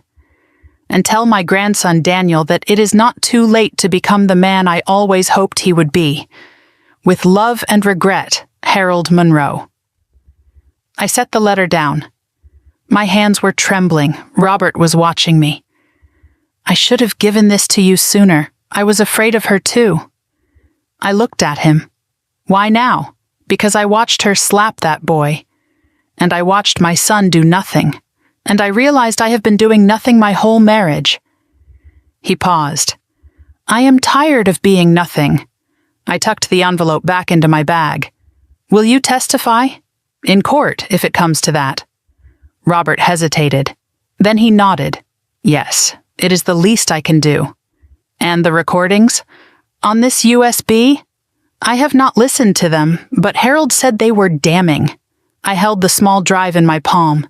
Such a tiny thing. But it could change everything. Thank you, Robert, for finally choosing the right side. Robert's eyes were wet. I am not sure there is redemption for me, but maybe there is still time to do something right. I was driving home when my phone rang. Victoria. I hesitated, then answered. Jessica, I need to talk to you. I am listening. Not on the phone. Can we meet? Tomorrow? I thought about Victoria, the woman who had signed those documents, who had enabled Margaret's theft for over a year. But Victoria also had not known the trust was nearly empty until I told her. Why should I trust you? A long pause. Because I just found out Mom took out a second mortgage on my house to cover what she stole, and she forged my signature to do it.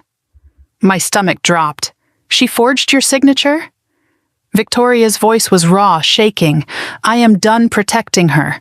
I want to help you take her down. I pulled into my driveway, my mind racing. Daniel had started to crack. Robert had already broken. And now Victoria wanted to flip. Margaret's fortress was crumbling from the inside, but I knew better than to celebrate early. Cornered animals are the most dangerous. And Margaret was not cornered yet. She was just starting to realize she might be. Tomorrow I would meet Victoria. Tomorrow I would listen to Harold's recordings. Tomorrow I would find out exactly how much ammunition I had. But tonight I went home to my husband, who had finally chosen me, and my son, who was starting to believe he belonged. The war was not over. It was just beginning to turn. Tuesday morning arrived gray and cold. 12 days since Thanksgiving. 12 days since my world split open. I was preparing to meet Victoria, the woman who had signed away my son's inheritance, the woman who was now claiming she wanted to help. Daniel caught me at the kitchen door before I left. He knew about the meeting. No more secrets between us. He offered to come, but I said no. This needs to be just us. Woman to woman. Daniel nodded, but worry creased his forehead. Be careful. Victoria has spent her whole life surviving Mom. That makes her unpredictable. I picked up my keys. So have I. That makes us even. Before leaving, I checked on Ethan. The bruise was almost completely gone now, just a faint yellow smudge that would disappear within days. He was doing homework at the kitchen table, his pencil moving steadily across the page. He looked up when I approached. Are you going somewhere? A meeting. I will be back before dinner. He nodded and returned to his work. Then, without looking up, he asked the question that had been sitting between us for days. Is it getting better? The family stuff? I paused in the doorway. It is getting clearer. That is not the same thing. But it is a start. He seemed satisfied with that answer. I put Harold's USB drive in my bag. I had not listened to the recordings yet. Part of me had been waiting, sensing they should be shared. Maybe Victoria needed to hear them too. Maybe we both needed to understand exactly who Margaret really was. I texted Victoria the address. Coffee shop on Maple Street, 11 in the morning. Her response came immediately. I will be there. The coffee shop was small, tucked away on a quiet street, the kind of place where people came to have conversations they did not want overheard. I arrived first and chose a corner table with my back to the wall. Old habit from years of being ambushed by Margaret at family events. Always know your exits. Always see who is coming. Victoria arrived exactly on time. She looked different than I had ever seen her. No makeup, hair pulled back in a simple ponytail, dark circles under her eyes that spoke of sleepless nights. The polished sister-in-law I knew, the one who always had perfect hair and designer clothes and a practiced smile, had been replaced by someone raw and exhausted. She sat across from me without ordering anything. Thank you for meeting me. I did not waste time on pleasantries. You said Margaret forged your signature. Start there. Victoria nodded, appreciating the directness. 6 months ago, Mom said she needed to refinance her house. She asked if she could use mine as collateral. Temporarily, she said, just until the paperwork went through. I said no. I felt something tighten in my chest. But she did it anyway. Victoria pulled papers from her bag. I found out 2 days ago, after the family meeting. I went home and started checking my mortgage statements. Something I should have done months ago. She slid the documents across the table. Second mortgage, $200,000, my signature. But I never signed anything. I examined the papers carefully. The signature did look like Victoria's. Close enough to fool a bank, close enough to pass a cursory inspection. How did she get away with this? Victoria laughed, but there was no humor in it. Mom has been signing things for me since I was 18. School forms, car loans, credit card applications. She always said she was helping, making things easier. I thought I was lucky to have a mother who handled the complicated stuff. I looked up at her. She was building a trail, making it look normal so no one would question it when she needed to forge something bigger. Victoria's eyes filled with tears she quickly wiped away. I have been under her financial control my entire adult life. I just did not see it until now. She paused. I thought I was the favorite, the good daughter. Turns out I was just the most useful. Victoria told me her story then. The parts I had never seen, the parts she had hidden even from herself. Margaret controlled everything. Victoria's college choice, her career, her marriage. I wanted to be a veterinarian, Victoria said. I loved animals. I was good with them. Mom said it was not prestigious enough for a Monroe. She made me go into finance instead. Victoria's husband, Richard, was Margaret approved. She introduced us, practically arranged the whole thing. I thought I loved him. Now I realize I just loved her approval. When Emma was born, Margaret's control intensified. Mom started a college fund for Emma, managed it herself, said she was protecting Emma's future. I interrupted. Let me guess. That fund is empty too. Victoria nodded. 12,000 left. Out of 80,000. The same pattern. Different victim. Every time I tried to push back, Mom reminded me how much she had done for me, how much Emma needed her grandmother. How ungrateful I was being. Victoria's voice hardened. I spent 34 years thinking I was loved. I was owned. Victoria looked at me directly. When you stood up at that meeting, I hated you. I thought you were destroying our family. And now? Now I realize the family was already destroyed. You were just the first one honest enough to say it out loud. She reached into her bag and pulled out her phone. I have something you need to see. She scrolled through text messages and turned the screen toward me, a conversation with Margaret spanning the past year. I read the messages, feeling my fury build with each one. Do not discuss the trust with anyone. Family matters stay in the family. I have handled Ethan's situation. No need to mention it to Jessica. Sign the enclosed documents. Do not read them, just sign. Trust me, if anyone asks about the funds, refer them to me. I looked up. Can I screenshot these? Victoria nodded. Take whatever you need. There is more. Emails, bank records she asked me to hide. I kept copies of everything. Why? Because even when I was loyal to her, some part of me knew this day would come. I pulled out Harold's USB drive. Your grandfather left this. Robert gave it to me yesterday.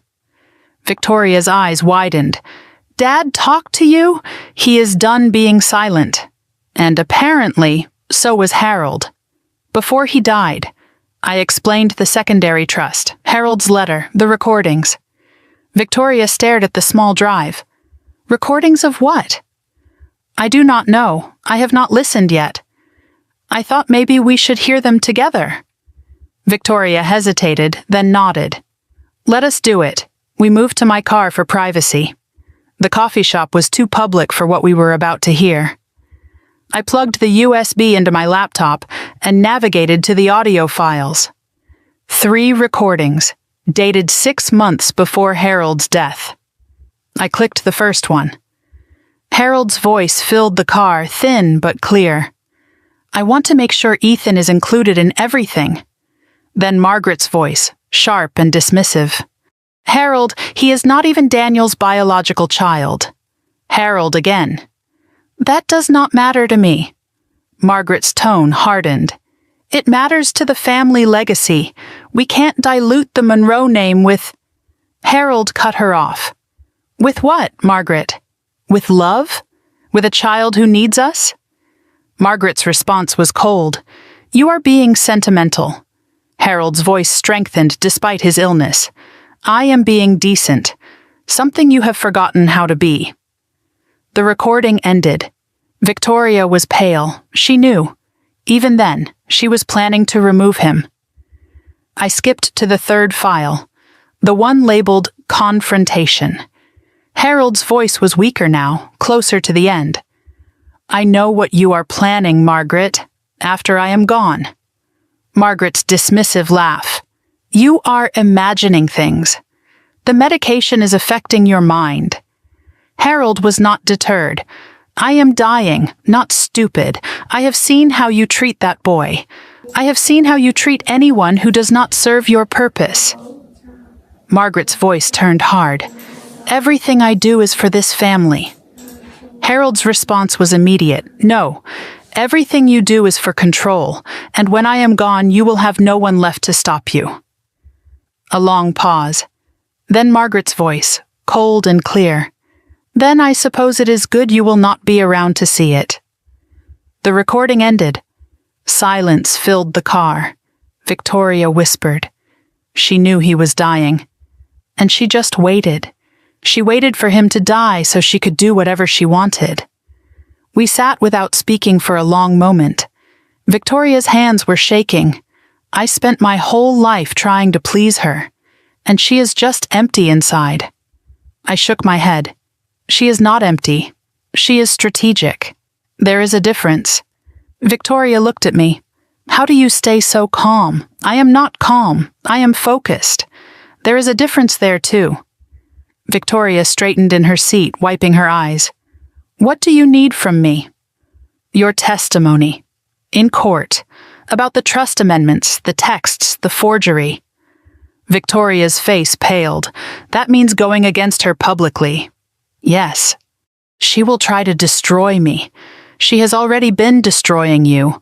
At least this way, you fight back. Victoria was quiet, calculating the cost.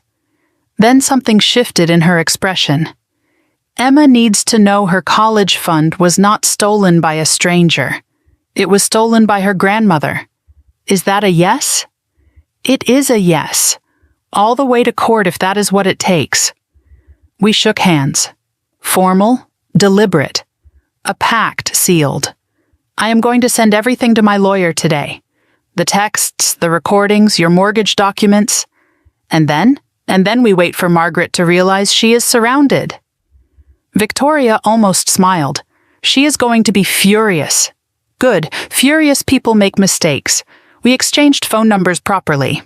Allies now, not just in-laws. Victoria said something that surprised me. I never thought I would be on this side, against my own mother. I looked at her. You are not against her. You are for your daughter, for the truth. That is different. She nodded slowly. I think I am starting to understand that. I was driving home when my phone buzzed. I pulled over to check. Unknown number. The message made my blood run cold. I know you met with Victoria. I know what you are planning. You have no idea who you are dealing with. Back off now, or I will make sure you lose everything, including that boy you think you are protecting. I stared at the screen, reading the words again. That boy. She could not even use his name. I screenshotted the message immediately and forwarded it to Emily Carter with a note. Just received this, adding to evidence file. Emily's response came within minutes. This is witness intimidation. If she contacts you again, we can add harassment charges. Do not respond to her directly. I did not respond to Margaret. But I did not delete the message either. Every word was ammunition now. I called Daniel. I told him about the text, about the threat. His voice went tight. She threatened Ethan? Not directly, but the implication is clear. Daniel was silent for a moment. Then his voice came through, harder than I had ever heard it. I am calling her. Daniel, Emily said not to engage, I am not calling as your husband. I am calling as her son. She needs to know this is the line she cannot cross. For the first time, I heard steel in his voice. Okay, but record the call if you can, already planning on it. I arrived home to find Daniel on the phone in the kitchen. His voice was low, controlled, deadly calm. And if you ever mention Ethan again, in any context, I will personally make sure the court knows exactly what kind of person you are. A pause while Margaret responded. Then Daniel again. No, Mother. You listen. This is not a negotiation. This is a warning. Stay away from my family. He hung up and looked at me. She is scared. I could hear it. What did she say? That we are making a mistake. That we will regret this. That family forgives. And what did you say? Daniel's jaw tightened. I said some families are not worth forgiving. That night, I lay awake in bed. Daniel was beside me, back in our bedroom for the first time since Thanksgiving. My phone showed the evidence folder growing larger by the hour. Victoria's texts, Harold's recordings, the threat message, Robert's documents. Margaret was cornered but not defeated. Tomorrow, Emily would file the expanded petition with all the new evidence. Tomorrow, the court battle would officially begin. But tonight, I allowed myself one small moment of hope. I had my husband back. I had allies I never expected. And Harold's voice, even from beyond the grave, was still fighting for my son. The wall around Margaret Monroe was cracking, and soon it would fall. 2 months had passed since Thanksgiving. 2 months of depositions and document requests and strategy sessions. 2 months of watching Margaret's lawyers scramble to contain the damage. February had arrived cold and gray, but today the sun was breaking through the clouds like a promise. Today was the deposition. Today Margaret Monroe would face questions under oath for the first time. I woke before dawn, my mind already racing through everything that needed to happen. Daniel was awake too, making coffee in the kitchen, moving quietly so he would not wake Ethan. Neither of us had slept well. The weight of what was coming pressed down on us like a physical thing. I dressed carefully, professionally. A navy blazer, simple jewelry, nothing flashy. Emily's advice echoed in my mind. Do not give them anything to react to. Let the evidence do the talking. Ethan was still asleep when I checked on him. He was staying with Mrs. Patterson today. He did not need to know what was happening, did not need to carry this weight. Before I left, I stood in his doorway and watched him breathe. His face was peaceful, unmarked, the bruise long gone. I whispered words he could not hear. This is for you, baby. Then I closed the door and went to meet my husband. Daniel drove us to the Dauphin County Courthouse in Harrisburg. The building was imposing, all stone columns and wide steps, and the American flag snapping in the winter wind. I had my folder in my bag, though Emily had copies of everything. Daniel squeezed my hand before we got out of the car. Whatever happens today, we did the right thing. I looked at him. I know, but I still want to win. He almost smiled. So do I. We walked up the steps together. Emily Carter's conference room had been transformed into a legal battlefield. Long table, water pitchers, recording equipment positioned precisely. A court reporter sat in the corner, fingers poised over her stenotype machine, ready to capture every word. Emily greeted me with a firm nod. Ready? More than ready. The opposition arrived exactly on time. Margaret walked through the door like she owned the building, her chin lifted, her posture perfect. She was dressed impeccably in a designer suit and pearls, her hair styled, her makeup flawless. But I noticed things she could not hide, the way her hands trembled slightly, the tightness around her eyes, the gauntness in her cheeks that had not been there 2 months ago.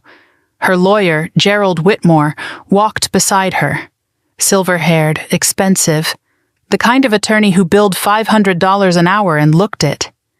Margaret's eyes found mine across the room. Something flickered there. Contempt, maybe, or fear. She masked it quickly.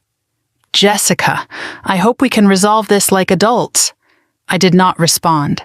Emily stepped forward. Mrs. Monroe, please have a seat. We have a lot to cover. We took our positions. Margaret and Gerald on one side of the table, Emily and me on the other. The court reporter announced the date, time, and participants for the record. Gerald spoke first, his voice smooth with practiced confidence. My client is here voluntarily, in good faith, to address these baseless accusations. Emily smiled thinly. We will let the evidence determine what is baseless. I watched Margaret's hands. She was gripping her pen too tight, her knuckles white. The first crack in the armor. Emily opened her folder. Let us begin. Emily started with basics, her tone casual, almost friendly, lulling Margaret into a false sense of security.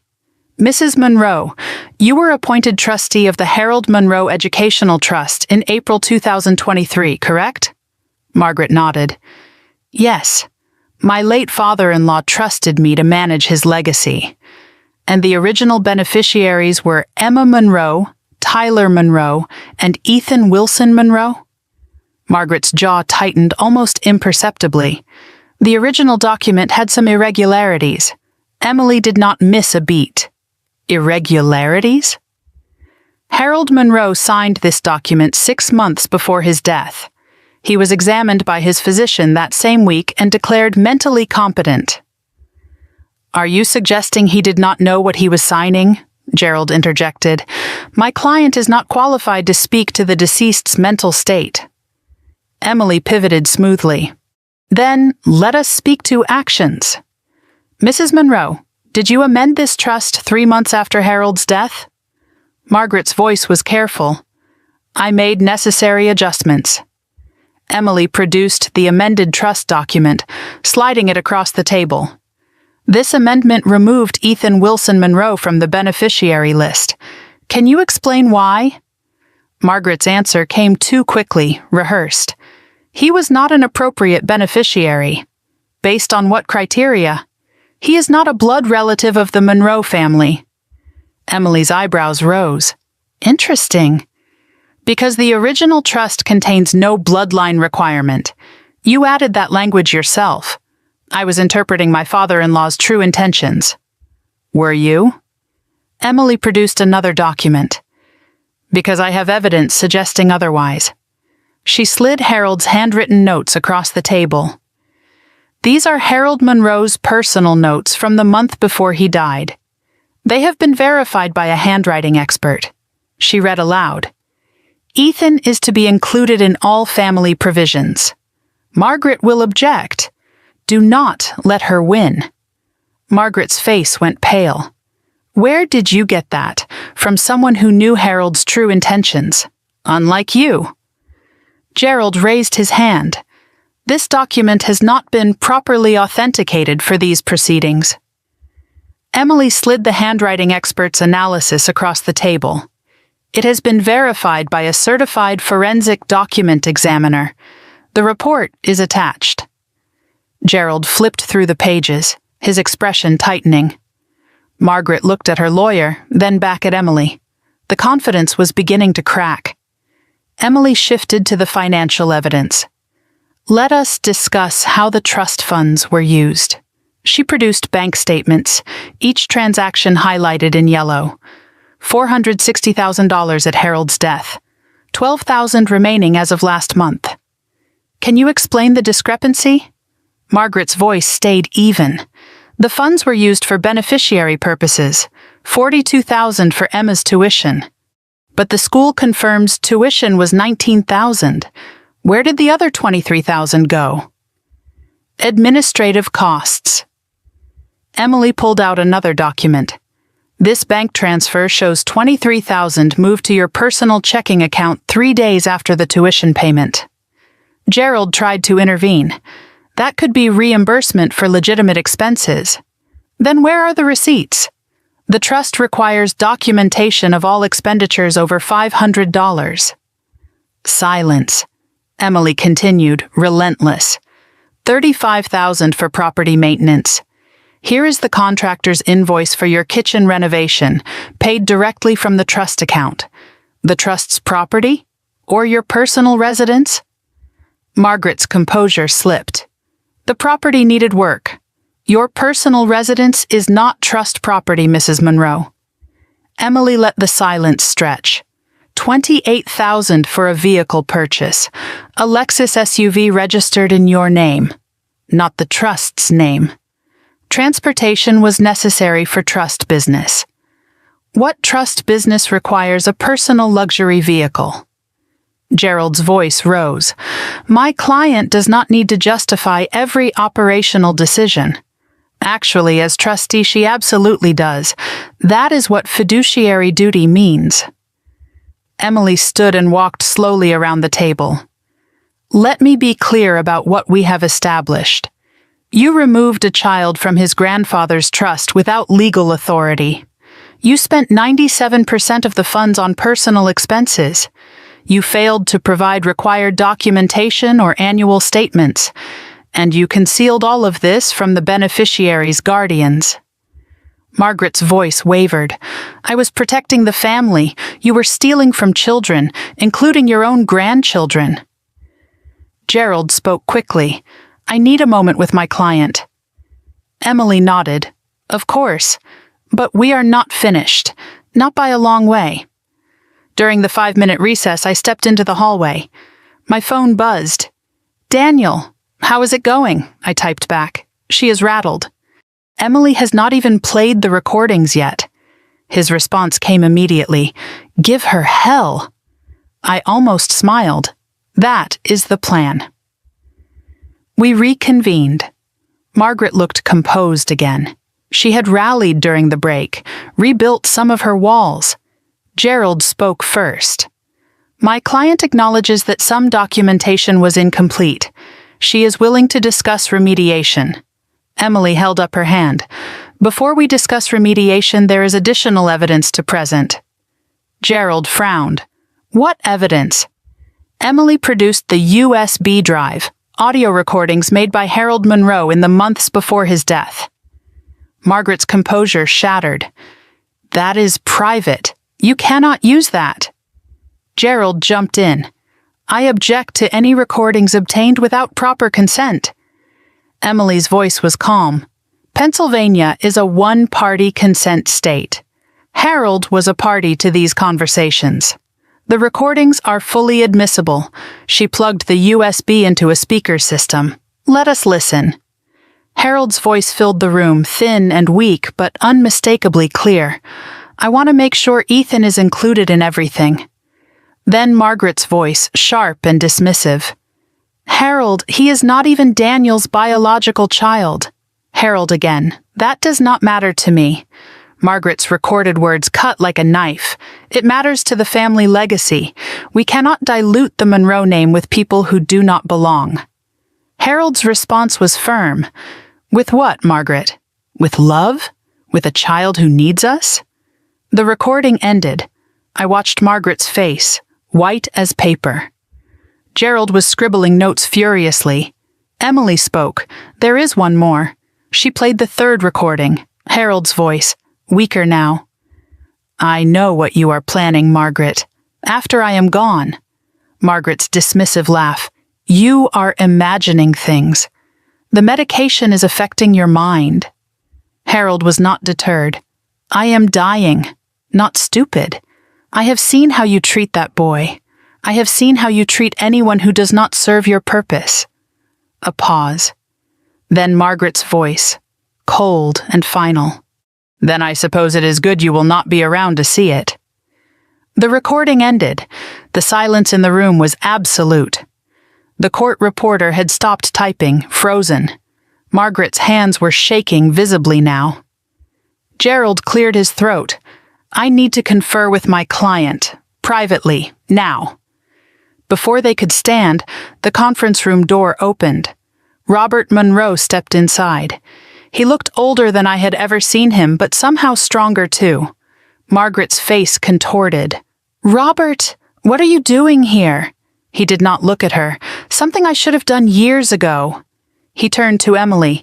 I would like to make a statement. On the record. Emily looked at Gerald. Any objection? Gerald was flustered. This is highly irregular. Emily's voice was smooth. It is a deposition. Witnesses can provide relevant testimony. Robert sat at the table across from his wife of 41 years. He did not look at her. My name is Robert Monroe. I was married to Margaret for 41 years. He paused. Was. I filed for separation last week. Margaret gasped. Robert. He continued as if she had not spoken. I watched my wife systematically destroy anyone who threatened her control. My son Marcus. My grandson Ethan. Anyone who did not fit her definition of acceptable. The court reporter's fingers moved steadily, capturing every word. Robert's voice was quiet but clear. I knew about the trust amendments. I knew she removed Ethan. I said nothing because I was afraid of her. He finally looked at Margaret. I am not afraid anymore. Robert reached into his jacket and pulled out a folder. These are additional records. Bank accounts Margaret kept hidden. Transfers I traced after I started looking. He handed the folder to Emily. There is more money missing than you know. At least another 50,000, moved to accounts under her maiden name.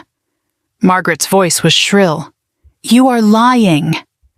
Robert met her eyes. I am telling the truth, for the first time in 40 years. He stood and looked at me.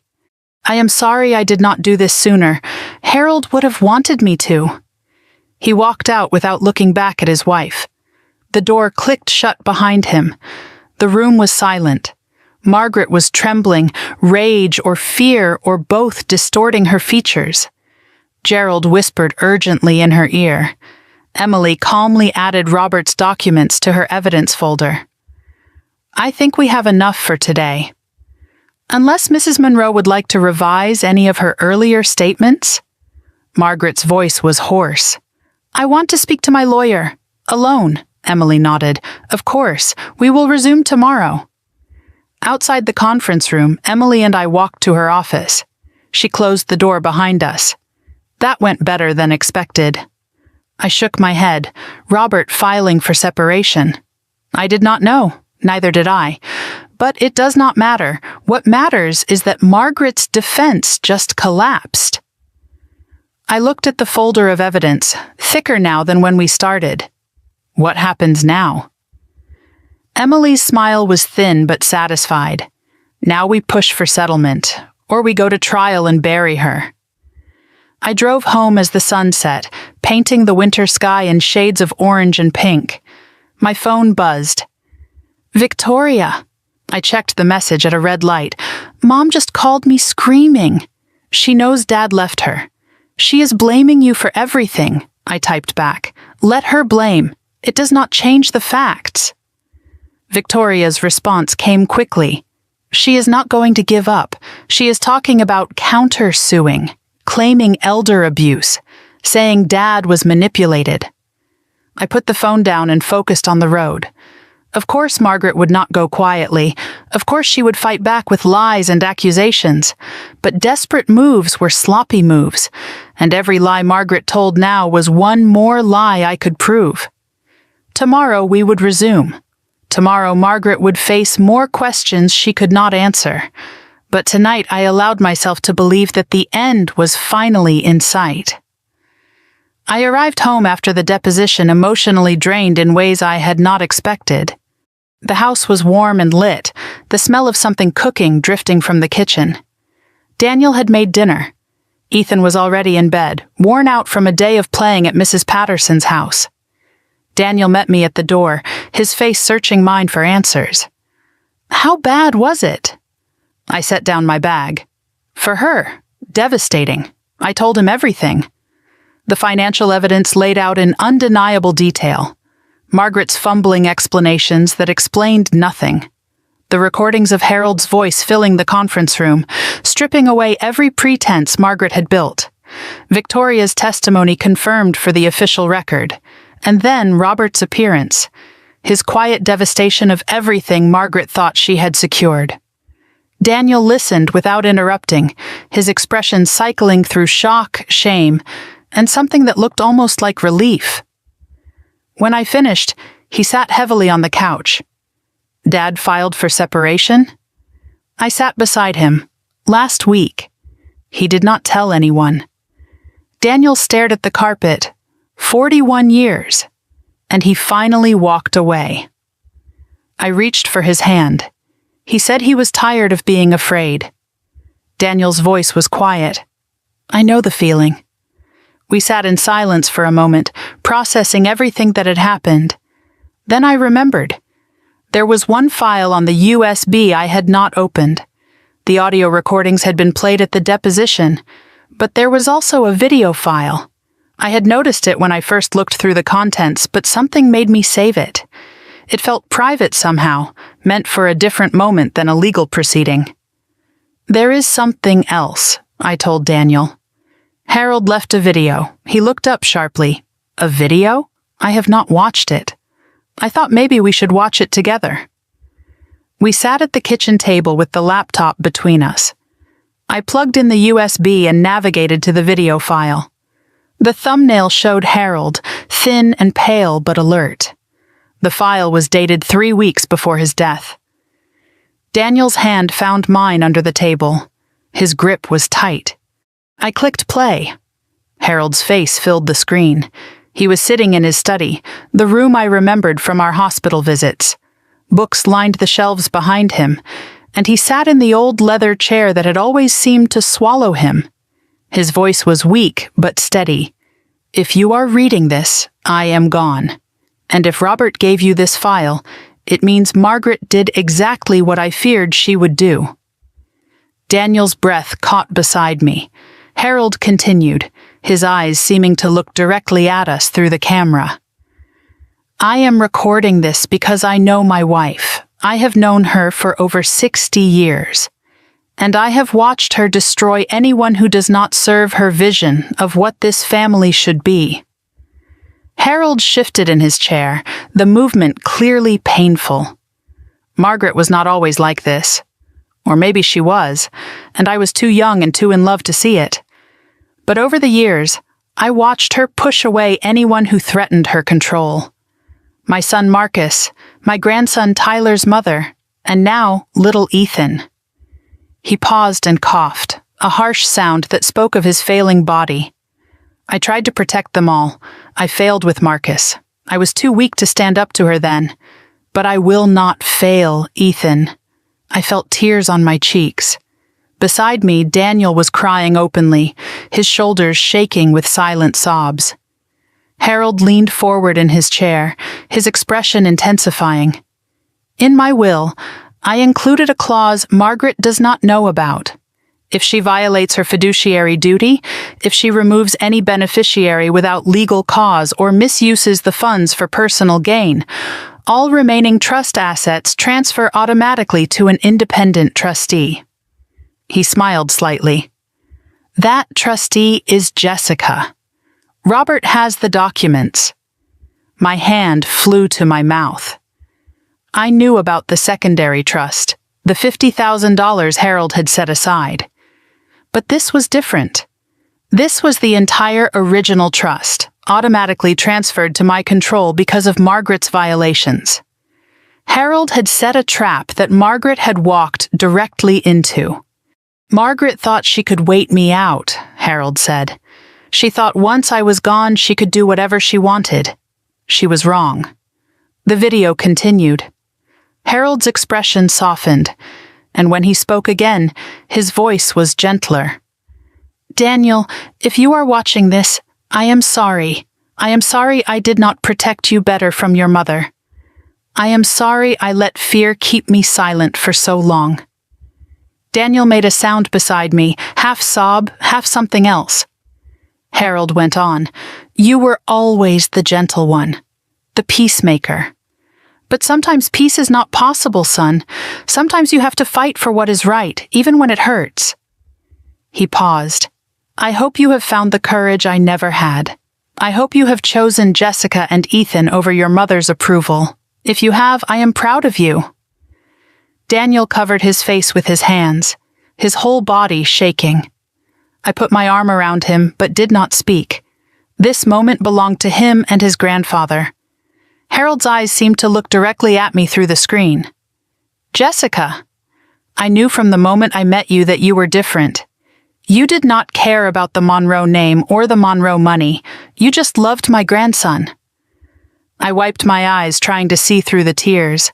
I also knew Margaret would never accept you. Or Ethan. She does not know how to love without conditions.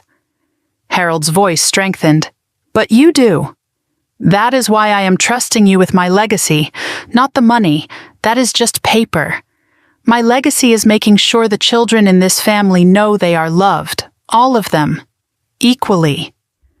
Then Harold's voice changed, becoming tender in a way I had only heard when he spoke to Ethan. And Ethan, my boy. I know you might not remember me when you are older. You were so young when I got sick. But I want you to know something. My heart broke hearing him address my son, knowing Ethan would only hear these words through a recording. You are my grandson. Not because of blood, not because of papers, but because I chose you. The same way your mother chose you. The same way Daniel should choose you. Harold smiled at the camera. Family is not who you are born to, son. It is who shows up for you. And I hope, when you are older, you will have people who show up for you every single day. He reached toward the camera, as if trying to touch Ethan's face through the screen. Be brave, be kind, and never let anyone tell you that you do not belong. The video ended. Daniel and I sat in silence, the kitchen suddenly too quiet. The weight of Harold's words hung in the air around us. Daniel spoke first, his voice raw. He knew. He knew exactly what she would do. He tried to stop her the only way he could. His voice cracked. And I spent my whole life trying to earn her approval, while Grandpa spent his last months protecting us from her. Daniel stood and walked to the window. I wasted so much time, so many years being afraid of her. I joined him, putting my hand on his shoulder. You are not afraid anymore. No, I am angry. He turned to face me. I am angry at her for what she did to Marcus, to Ethan, to you, and I am angry at myself for letting it happen. I looked into his eyes. You cannot change the past, but you can change what happens next. He nodded slowly. Send the video to Emily, all of it. Are you sure? Grandpa wanted it used. He made this recording knowing it might end up in court. He looked at me with something new in his eyes. Let us finish what he started. I forwarded the video file to Emily Carter that night. Her response came within an hour, despite the late time. This changes everything. The secret clause makes the original trust violations even more damaging. And the video itself is devastating testimony from the grave, she continued. I am recommending we push for full removal of Margaret as trustee, recovery of all misused funds, and potentially refer this to the district attorney for criminal fraud charges. I showed Daniel the message. His jaw tightened. Do it. No hesitation. No looking back. The next morning, news traveled fast through the Monroe family. By breakfast, my phone was buzzing constantly. Victoria texted, "I heard about the video. Mom is losing her mind." One of the aunts sent a confused message. "Is it true Robert left Margaret?" A cousin I barely knew asked what was happening, saying no one would tell him anything. The family was fracturing along new lines. I called Victoria. "How bad is it?" She sounded exhausted. "She has been calling everyone in the family, trying to spin this, saying Dad was manipulated, that you coerced him, that the recordings are fake. Is anyone believing her?" "Some. The older relatives, the ones who have always been afraid of her." Victoria paused, "But most people are starting to ask questions. Questions she cannot answer. Like what? Like why did Dad leave after 41 years? Like where did the money go? Like why did Grandpa Harold feel the need to make secret recordings?" Victoria's voice hardened. "The lies only work when no one looks too closely." "You made them look." I texted Robert, "Thank you for yesterday. Are you okay?" His response took an hour. "I am staying with my sister in Maryland. First peace I have had in 40 years. Then another message. "I should have done this decades ago." "I am sorry it took so long," I replied. "It is not too late to do the right thing." Robert's response made my throat tighten. "That is what Harold said to me the last time I saw him." Harold's influence was still reaching across time, shaping events even after death. Even gone, he was still fighting. That afternoon, Daniel's phone rang. He checked the screen and showed me. "Mom." I said he did not have to answer. He shook his head. "Yes, I do. One last time." He put it on speaker so I could hear. Margaret's voice was ragged, nothing like the controlled woman who had commanded rooms and intimidated everyone around her for decades. Daniel, you have to help me." Daniel's voice was calm. "Help you with what?" "This has all gone too far. Your father has lost his mind. Jessica has poisoned everyone against me. You have to make them stop." Daniel did not flinch. "Make who stop? The lawyers, the court, everyone. This is a family matter. It should stay in the family." Daniel's response was immediate. "You stole from your own grandchildren. You hit an 8-year-old. You forged Victoria's signature on a mortgage." Margaret's voice rose, defensive. "Those are lies, exaggerations. Everything I did was for this family, for control. You did it for control." The line went silent for a moment. When Margaret spoke again, her voice had changed. Colder, harder. "After everything I have done for you, after everything I sacrificed, you are choosing that woman and her brat over your own mother." Daniel's face went still. "Her brat. His name is Ethan, and he is my son." Margaret's response was venomous. "He is not your son. He is not your blood. He is nothing." Daniel cut her off. "He is more family to me than you have ever been." Margaret's voice turned to ice. "You will regret this. When you lose everything, when she takes everything from you, do not come crawling back." Daniel's response was final. "I will not. Goodbye, Mother." He hung up. His hands were shaking, but his voice was steady when he looked at me. "Are you okay?" He was quiet for a moment. "No, but I will be." He looked at me. "She called Ethan her brat. Nothing. After everything, that is still how she sees him."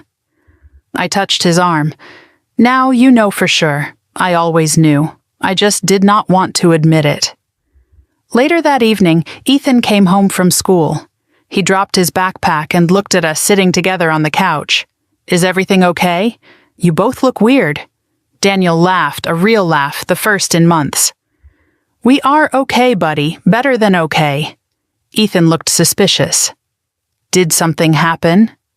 "Something good," I told him. "We will tell you when you are older." He shrugged. "Okay. Can we have pizza for dinner?" Daniel smiled. Absolutely. We ordered pizza and watched a movie together, pretending it was a normal Tuesday. But it was not normal. It was the first night of the rest of our lives. After Ethan went to bed, I checked my email. Emily Carter had written again. Court date set, 3 weeks from today. Margaret's lawyer is pushing for settlement. She knows she cannot win at trial. I showed Daniel. He read it twice. What do you want to do? I thought about Harold's video, Robert's testimony, Victoria's evidence, the recordings, the documents. Everything Margaret had built was crumbling. I want her to face what she did. In a courtroom, on the record. Daniel nodded. Then that is what we will do. I typed my response to Emily. No settlement. We go to trial. I hit send. 3 weeks. 3 weeks until Margaret Monroe finally faced justice. Harold could not see this moment, but he had made it possible, and I intended to honor that gift. Late March arrived with the first warm day after a brutal winter. 4 months had passed since Margaret slapped Ethan at that Thanksgiving table. 4 months of depositions and evidence gathering and sleepless nights. 4 months of watching Margaret's world slowly crumble around her. Today, it would all end.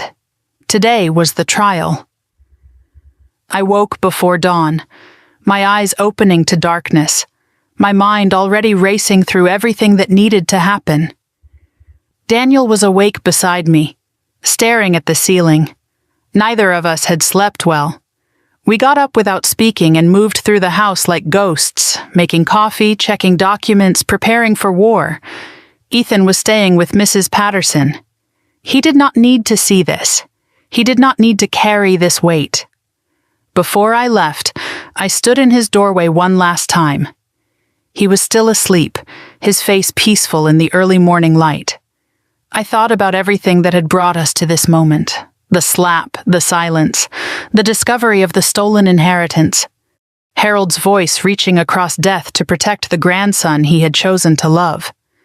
I whispered words Ethan could not hear. This is for you, baby. Then I closed the door.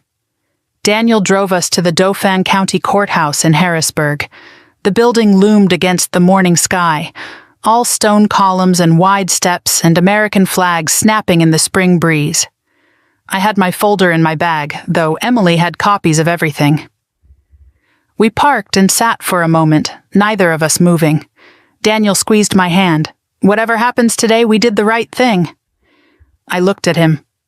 I know, but I still want to win. He almost smiled. So do I. We walked up the steps together, side by side, ready for whatever came next. The courtroom was smaller than I expected. Wood paneling, fluorescent lights, rows of wooden benches. Not the dramatic setting of television dramas, just a room where lives got decided. Emily Carter was already at the plaintiff's table, files organized, laptop open, ready for battle. She nodded when she saw me. Ready? More than ready. Margaret arrived with Gerald Whitmore a few minutes later. I barely recognized her. She had aged decades in 4 months. Gaunt, gray-skinned, smaller somehow. The polished matriarch in designer suits had been replaced by a woman dressed in black, like she was attending her own funeral. Maybe she was. Gerald walked beside her, his silver hair perfectly styled, his expensive suit pressed and pristine. But even he looked nervous. I looked around the courtroom gallery. Victoria sat behind me, ready to be called as a witness. Robert was there too, seated separately from Margaret, his face grim but resolved. A few relatives were scattered through the benches, choosing sides with their seating. Daniel sat directly behind me, close enough that I could feel his presence. Margaret scanned the room, saw her husband, her children, her family all positioned against her. Something flickered across her face. Fear, maybe. Or the beginning of understanding. Then her mask returned, harder than ever. All rise. The Honorable Judge Patricia Thornton presiding. Judge Thornton entered the courtroom, her black robe flowing behind her. She was a black woman in her 60s, with silver hair and reading glasses perched on her nose. I had heard she had a reputation for fairness and zero tolerance for nonsense. She took her seat and reviewed her papers briefly. "We are here in the matter of Monroe versus Monroe, petition for removal of trustee and recovery of trust assets. Is counsel ready?" Emily stood. "Ready, Your Honor." Gerald rose as well.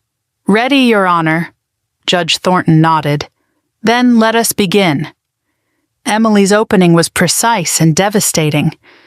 "Your Honor, this case is about a betrayal of trust in every sense of the word." She outlined the facts with surgical clarity.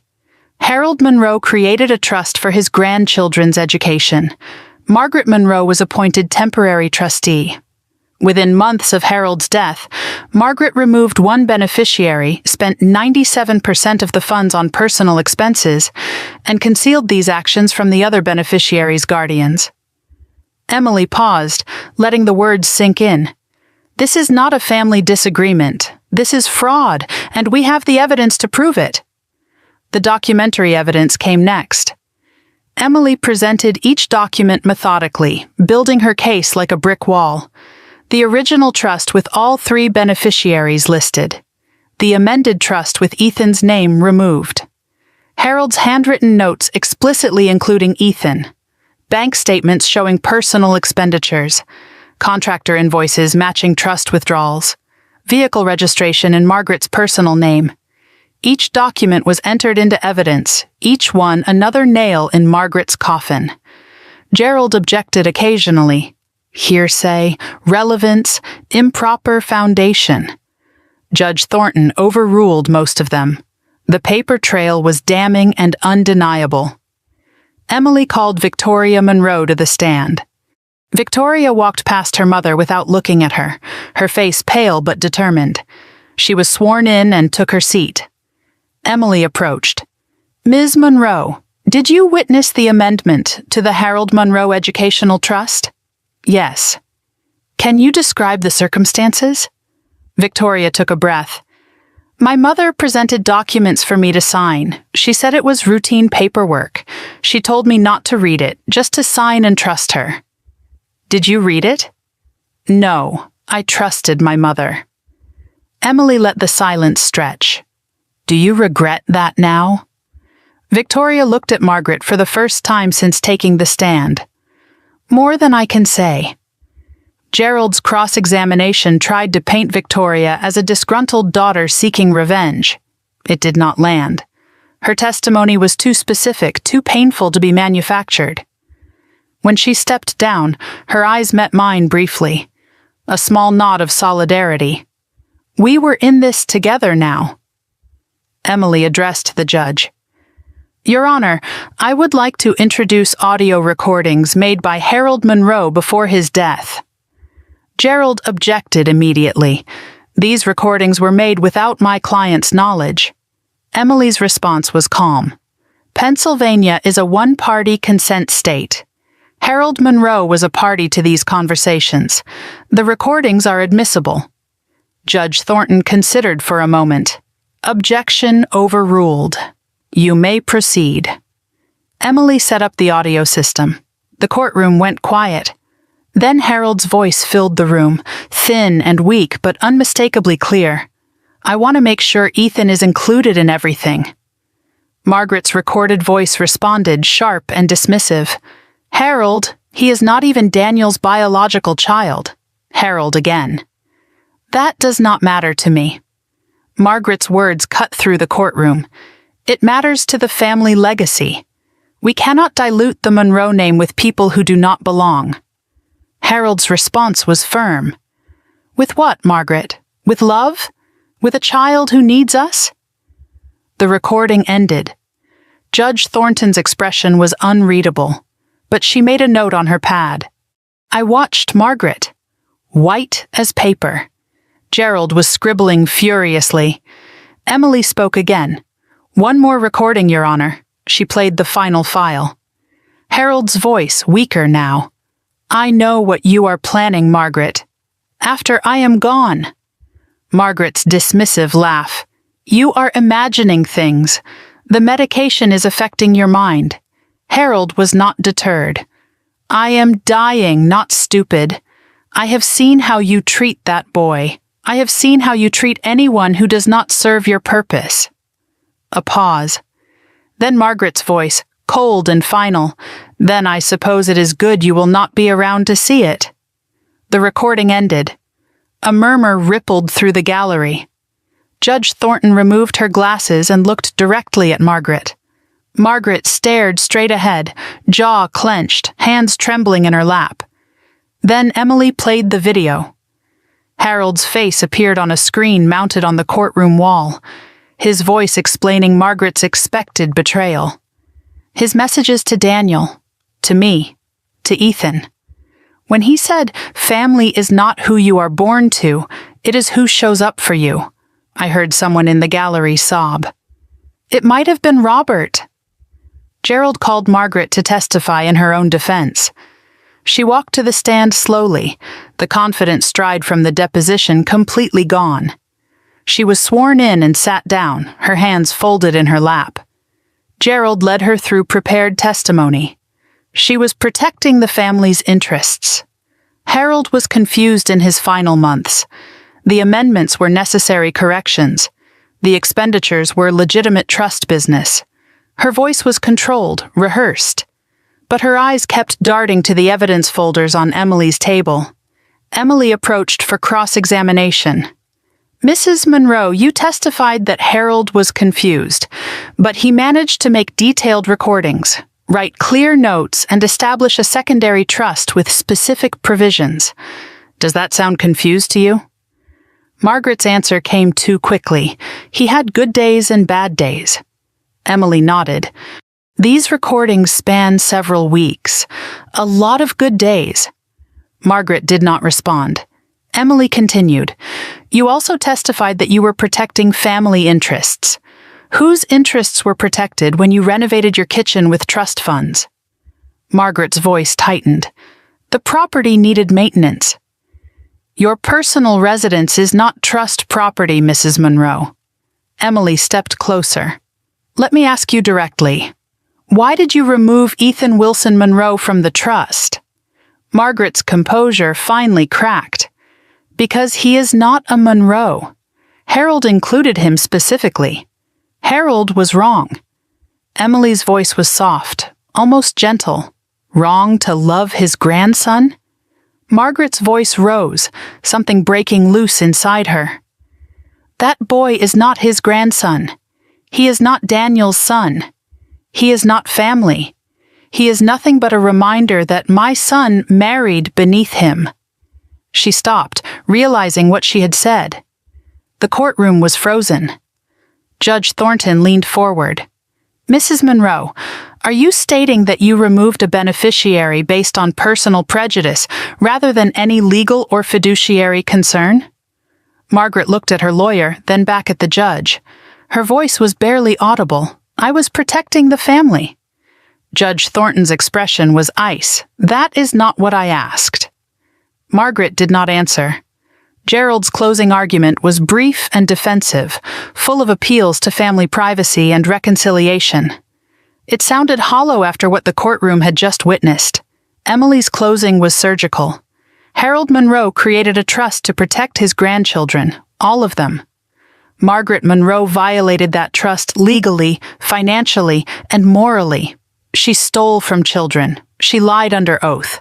And when pressed, she revealed that her actions were driven not by fiduciary concern, but by prejudice against an 8-year-old boy who had done nothing wrong except exist. Emily paused. The evidence is clear. The remedy is straightforward. Remove her as trustee. Restore the stolen funds. And send a message that this court will not tolerate the abuse of power over children. Judge Thornton took several minutes to review her notes. The silence was agonizing. Finally, she spoke. I have reviewed the evidence carefully. The recordings, the documents, the testimony all point to a clear pattern of breach of fiduciary duty. She looked directly at Margaret. Mrs. Monroe, you were entrusted with your late father-in-law's legacy. You used that position to exclude a child from his rightful inheritance based on personal bias. You spent trust funds on personal luxuries. You concealed your actions from those entitled to know. And in this courtroom today, you revealed that your motivations had nothing to do with protecting anyone except yourself. Judge Thornton continued, I am ordering the following. Margaret Monroe is immediately removed as trustee of the Harold Monroe Educational Trust. All funds improperly withdrawn, totaling $447,582, are to be repaid to the trust with interest. Additional penalties of $50,000 for breach of fiduciary duty. Legal fees and court costs to be borne by the defendant. And this matter is being referred to the District Attorney's Office for potential criminal fraud charges. She closed her folder. Court is adjourned. The gavel fell. The courtroom erupted in murmurs. Gerald was speaking urgently to Margaret, but she was not listening. She was staring at the table, motionless, defeated. Victoria walked past her mother toward the exit without a word, without a glance. Robert followed, stopping briefly to look at the woman he had been married to for 41 years. He shook his head slowly, then walked out. Daniel found me and wrapped his arms around me. It is over, he whispered. I held him tight. Not yet, but the hard part is done. Emily approached us. The repayment order is enforceable immediately. She will have to liquidate assets. Probably the house. I nodded. And the criminal referral? That is out of our hands now. But based on today, I would not want to be her. As we left the courtroom, I passed Margaret. For a moment, our eyes met. I expected to see hatred, defiance, the old Margaret who had controlled everyone around her for decades. Instead, I saw something I had not expected. Emptiness. Margaret Monroe, the woman who had commanded rooms and destroyed anyone who crossed her, had finally run out of moves. I did not gloat. I did not say anything. I just walked past her, into the sunlight, toward home, toward Ethan. The trial was over, but the healing had just begun. Late May arrived with the world turning green again. 2 months had passed since the trial, 2 months since Judge Thornton's gavel fell, and Margaret Monroe's empire crumbled. I stood at my kitchen window watching Ethan play in the backyard, chasing fireflies in the early evening light. He was laughing, really laughing, the kind of laughter that comes from somewhere deep and unguarded. The bruise on his face had been gone for months, but more importantly, so was the flinch. So was the careful way he used to move through the world, always bracing for the next blow. Daniel came into the kitchen with his phone, showing me a real estate listing. Margaret's house, the colonial with white columns, the perfectly maintained landscaping, the kitchen she had renovated with stolen money. It was for sale, listed at $650,000. She has to sell it, Daniel said, to pay the restitution. I looked at the photos. The gleaming kitchen, the formal dining room where Ethan had been slapped, the hallway lined with photographs that had never included my son. There is a word for this, I thought. Karma. But I did not feel triumphant. I just felt tired. Emily Carter's final accounting had arrived the previous week. The numbers were staggering. Total restitution ordered, $447,000 plus interest. Penalty for breach of fiduciary duty, $50,000. Legal fees, $38,000. Total Margaret owed, approximately $540,000. The house sale would cover most of it. Whatever was left, she would be paying for years. Ethan's trust fund was being restored, managed now by an independent trustee just as Harold had intended. His legacy finally protected. The Monroe family had reorganized itself around the crater Margaret left behind. Victoria called me weekly now, not as a sister-in-law, but as something closer to a friend. We did not talk about Margaret much. We talked about our kids, our lives, the futures we were building. Robert had filed for divorce, and it would be finalized by fall. He was still in Maryland with his sister, rebuilding a life he should have started decades ago. "First peace I have had in 40 years, he had texted me. I believed him. The extended family had split into camps. Some believed Margaret had been wronged, that I had destroyed the family for money and revenge. They stopped calling, stopped coming to events. I did not miss them. Others reached out quietly with apologies for not seeing what was happening, for staying silent when they should have spoken up. We should have known, one aunt said. We should have helped. I accepted the apologies but did not forget. When it mattered, they had chosen comfort over courage. That told me everything about who they really were. Victoria was rebuilding too. The second mortgage Margaret had forged was being contested in court, with criminal fraud charges pending. Victoria's marriage to Richard was strained but surviving. He did not know, Victoria had told me. But he should have asked. We both should have. Emma, now 11, had started asking questions about why she did not see Grandma Margaret anymore. Victoria answered honestly but appropriately for her age. Grandma made some bad choices. She hurt people. And sometimes when people hurt you, you have to stay away from them. I admired how Victoria handled it. No demonizing, no excuses, just truth. Daniel had started therapy 2 weeks after the trial. Every Tuesday at 4 o'clock, he drove to Dr. Sarah Chen's office in downtown Harrisburg. At first, he was resistant. I am fine. I do not need to talk about my feelings. But now he came home from sessions quieter, softer, more present. He was learning words for things he had felt his whole life. Enmeshment, emotional manipulation, conditional love. The vocabulary of survival in a family that had taught him silence was safety. One night, he sat on the edge of our bed with his head in his hands. I keep thinking about all the years I let it happen, all the times I could have said something. I sat beside him. You were surviving. That is what children of controlling parents learn to do. But I am not a child anymore. I have not been for 20 years. And I still could not stand up to her. You did stand up to her. When it mattered most, you chose us. He looked at me, something raw in his eyes. What if I had never chosen? What if you had not forced the issue? I did not have an answer. Some questions are better left unasked. 3 weeks ago, Daniel had made a phone call he had been avoiding for 23 years. Marcus answered on the second ring. The conversation was awkward at first, too much time and too much silence between them, but then Marcus said something that changed everything. I always hoped you would call. I never stopped hoping. They had talked 4 times since then. Marcus and Keisha had 3 kids now, teenagers almost grown, cousins Ethan had never met. I want to change that, Daniel told me. I want Ethan to know his real family.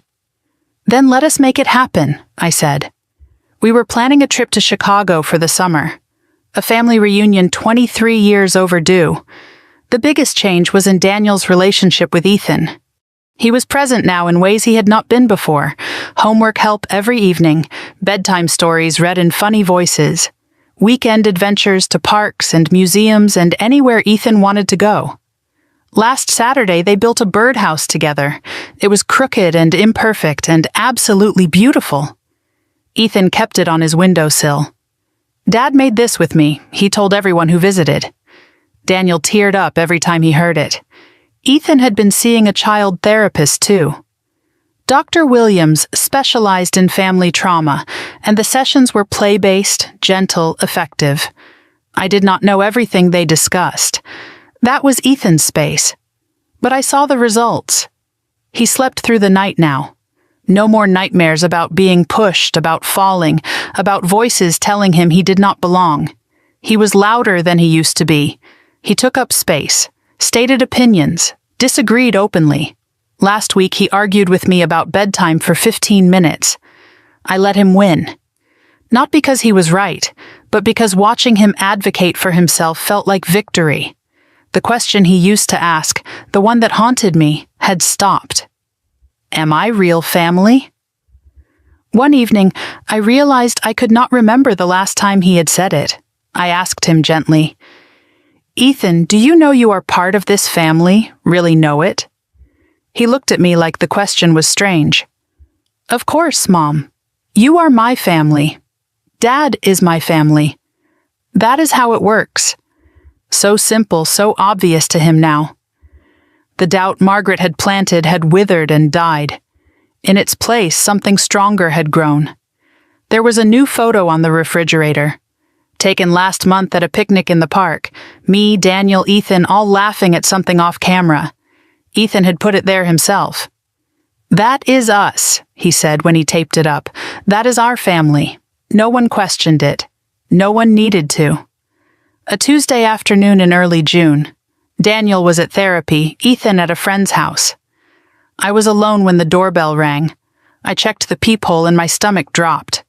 Margaret stood on the front porch. She looked smaller than ever, thin and hunched, dressed in clothes that seemed too big for her frame.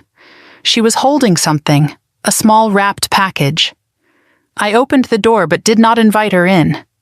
Margaret. Her voice was barely recognizable, hoarse and hesitant.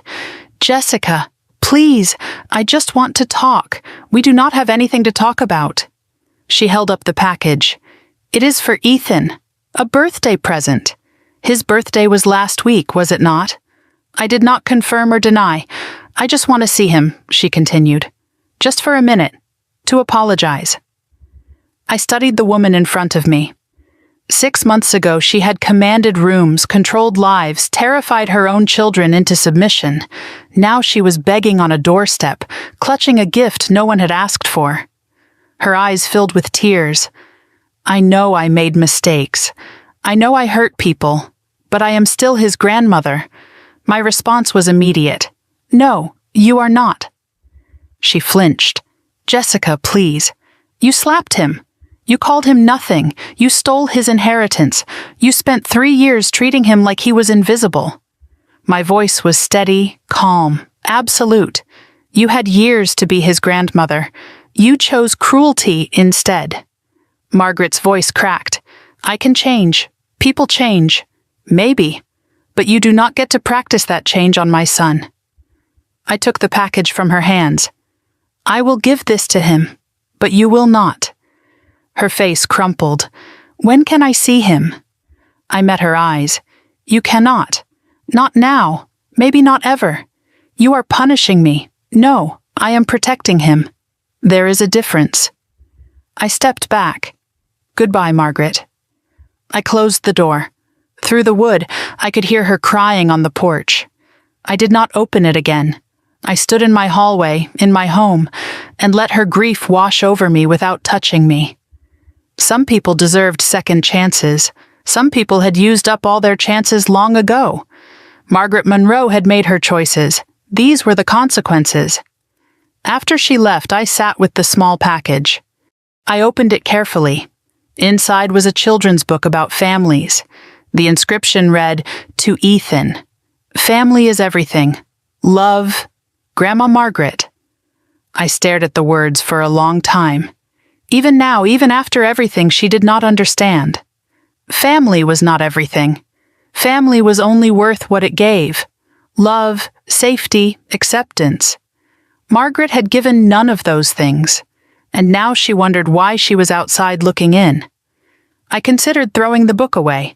Instead, I put it in a box in the closet. Maybe someday, when Ethan was older, he would want to know. Maybe he would want to understand the grandmother who could have loved him and chose not to. Or maybe he would never ask. Either way, the choice would be his, not Margaret's, not anymore. Daniel came home from therapy, saw something in my face. "What happened? Your mother came by." He went still. What did she want? To see Ethan, to apologize. And I said no. Daniel was quiet for a moment. Then, good. He did not ask if I had been too harsh. He did not suggest we reconsider. He trusted my judgment. That trust was new, hard-won, precious. I reached for his hand. How was therapy? He almost smiled.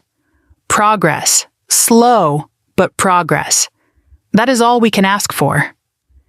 That night, the three of us ate dinner together. Nothing special. Spaghetti, salad, garlic bread. Ethan talked about his day, a friend's new puppy, a math test he had aced, a book he was reading about dragons, normal things, child things. The conversation Margaret would never be part of. I tucked Ethan in, same as every night. He was holding a stuffed bear, one Harold had given him before he died. Mom? Yeah, baby? I am happy. The words were simple, but they hit me like a wave. I am happy too, sweetheart. He smiled, closed his eyes. I watched him for a long moment.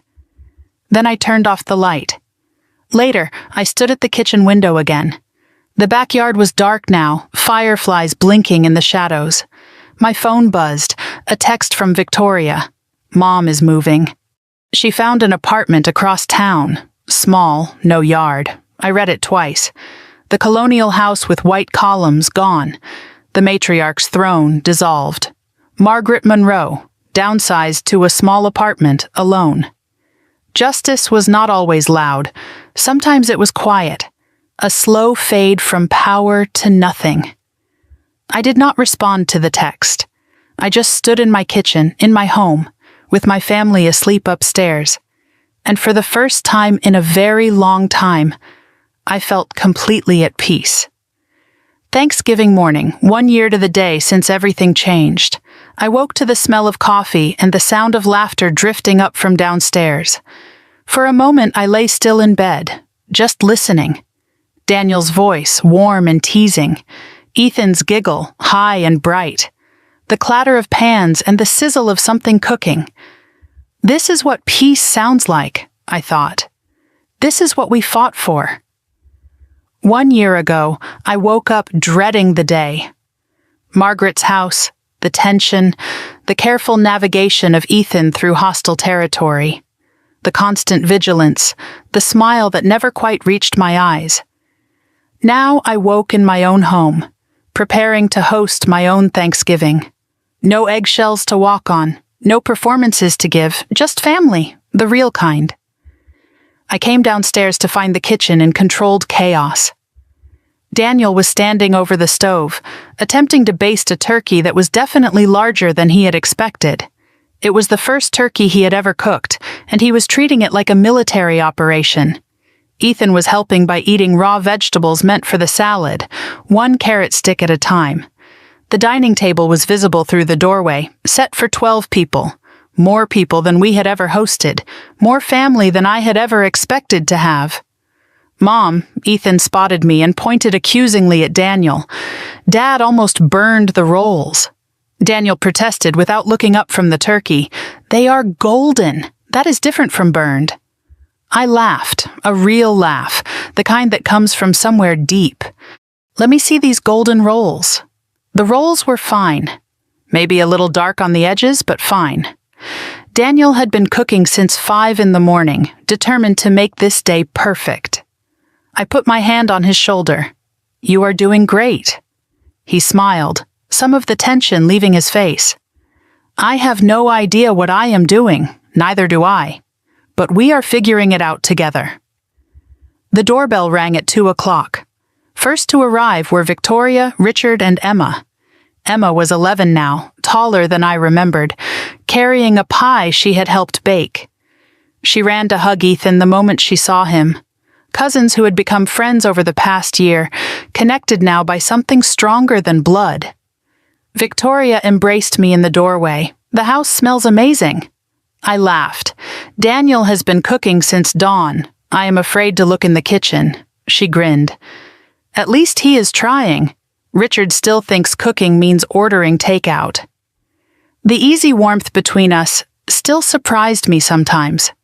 We had been strangers a year ago, separated by Margaret's manipulation and our own fear. Now Victoria was the sister I had never had. We talked on the phone every week. Our kids played together. We were building something new on the ruins of what Margaret had destroyed. Robert arrived next, alone, carrying flowers. He looked healthier than I had ever seen him. The divorce had been finalized in October, and the weight of 41 years with Margaret had finally lifted from his shoulders. "For the hostess," he said, handing me the bouquet. "You did not have to. I wanted to. This is the first Thanksgiving in 40 years I am actually looking forward to." He found Daniel in the kitchen, and I watched them through the doorway. Father and son, learning how to be family without Margaret between them. The doorbell rang again. I opened it to faces I had only seen on video calls until now. Marcus Monroe, Daniel's brother, estranged for 23 years. His wife Keisha, warm smile and firm handshake. Their 3 teenagers. Maya, 17, poised and curious. James, 15, already taller than his father. Dion, 13, bouncing on his heels with barely contained energy. Marcus hugged me like we had known each other forever. Jessica. "Thank you for giving my brother back to me." Daniel appeared behind me, and the brothers embraced. It was not the first time they had hugged since reconnecting. They had visited twice over the summer, calls every week, years of silence finally broken. But it still made my eyes sting to watch them. 23 years of separation ended because someone finally stood up to Margaret. Ethan hung back, suddenly shy. He had been excited about meeting his new cousins for weeks, but now that they were here, uncertainty had crept in. Dion noticed. "Hey, you are Ethan, right? Dad says you like video games." Ethan nodded cautiously. "Cool. Want to show me your setup?" They disappeared upstairs together, instant friends. Keisha watched them go and turned to me. "He has been asking about the cousin in Pennsylvania for months. Ethan, too. He is just nervous. Kids figure it out faster than adults do." 4 o'clock arrived, and everyone gathered in the dining room. 12 chairs, 12 place settings, 12 people who had chosen to be family. I looked around the table at what we had built. Daniel at one end, carving the turkey that was slightly lopsided but perfectly cooked. Marcus and Keisha across from Victoria and Richard. Robert between his 2 sons, still learning how to be a father to both of them after all these years. And at the far end, the kids section. Emma, Maya, James, Dion, and Ethan clustered together, already sharing inside jokes and stolen glances. 1 year ago, Ethan sat alone at a separate table in Margaret's house, excluded, invisible, unwanted.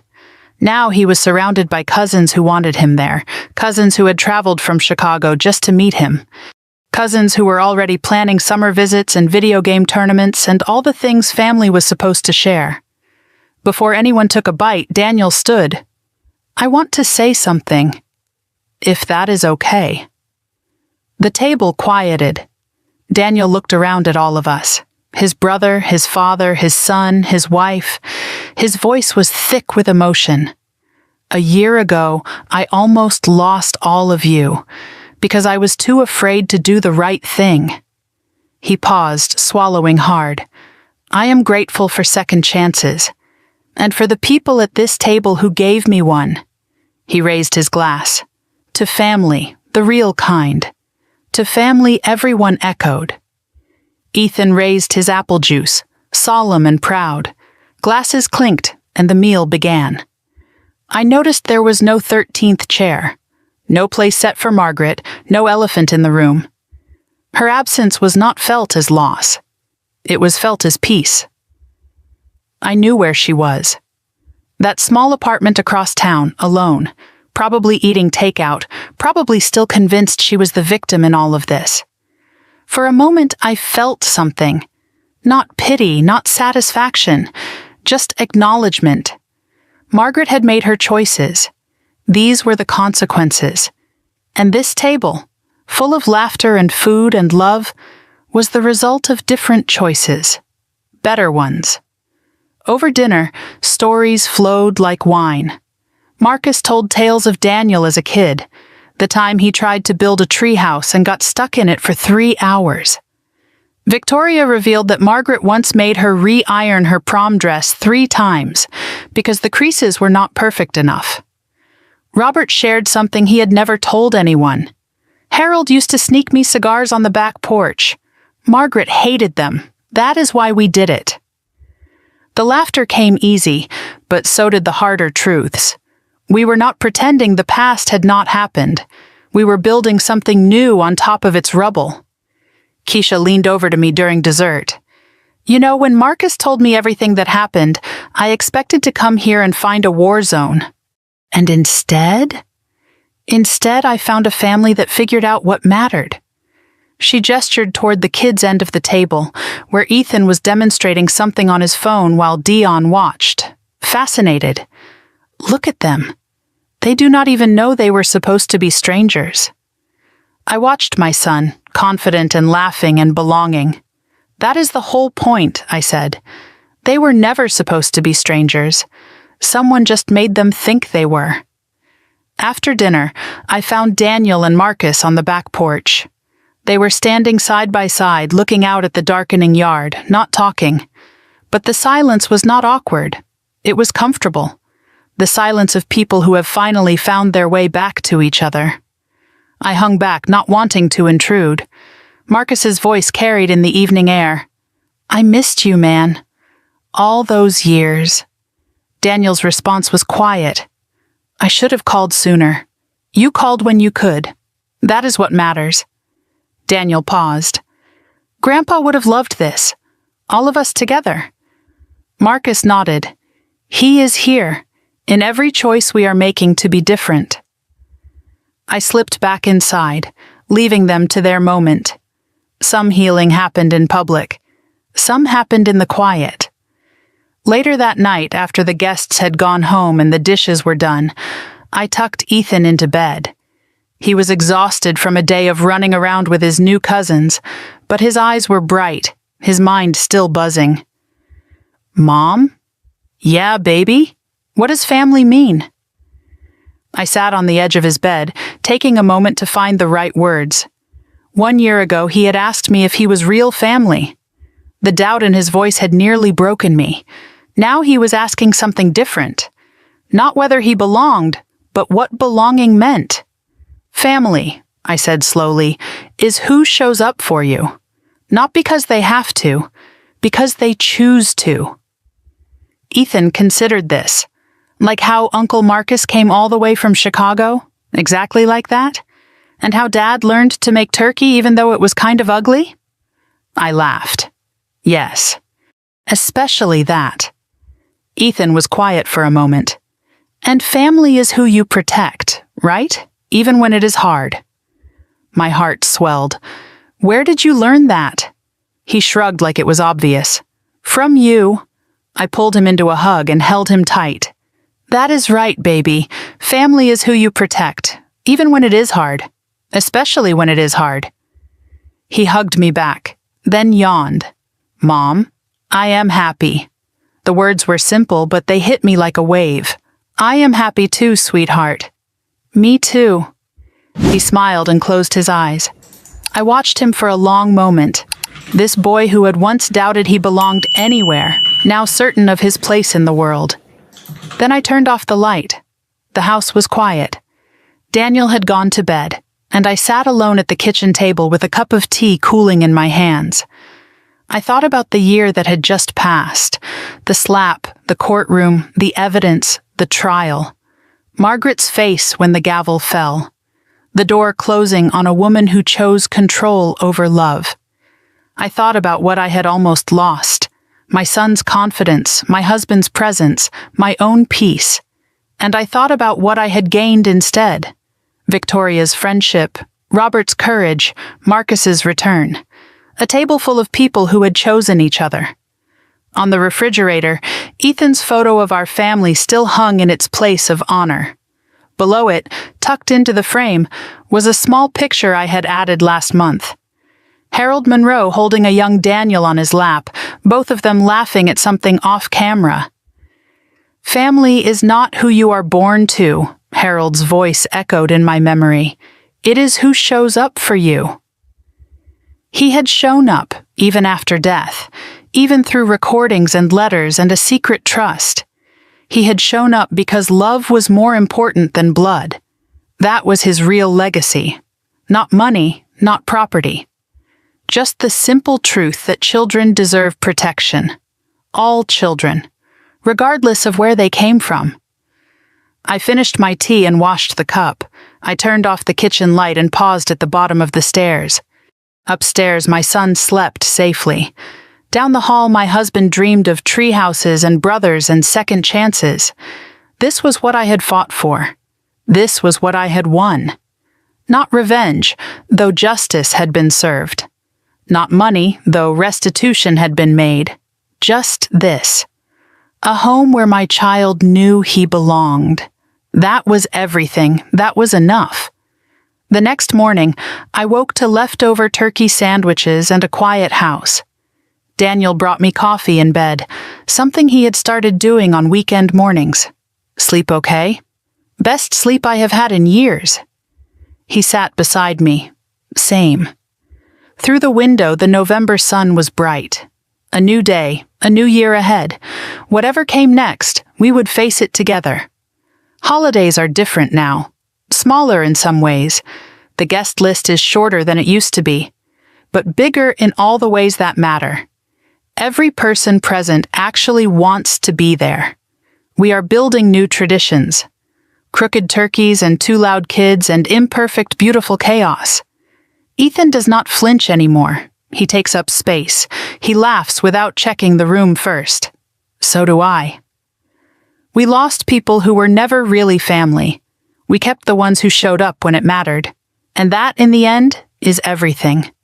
Some stories end with the villain losing everything. This one does too. Margaret lost her house, her husband, her children, her grandchildren. Everything she tried so hard to control slipped through her fingers the moment she raised her hand against a child. But this story is not really about her.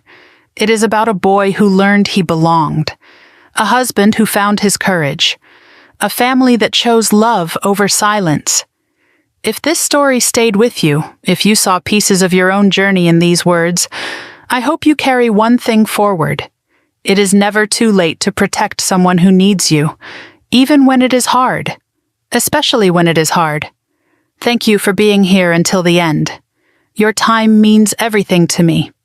If you would like more stories like this, stories about standing up, starting over, and finding your people, please subscribe to this channel. Hit the notification bell so you never miss a new story. And if this one touched your heart, leave a comment below. Tell me about the family you have chosen, the boundaries you have built, or the person you protected when no one else would. Because every story shared is proof that we are not alone, and we never were. This story is fictionalized for dramatic effect.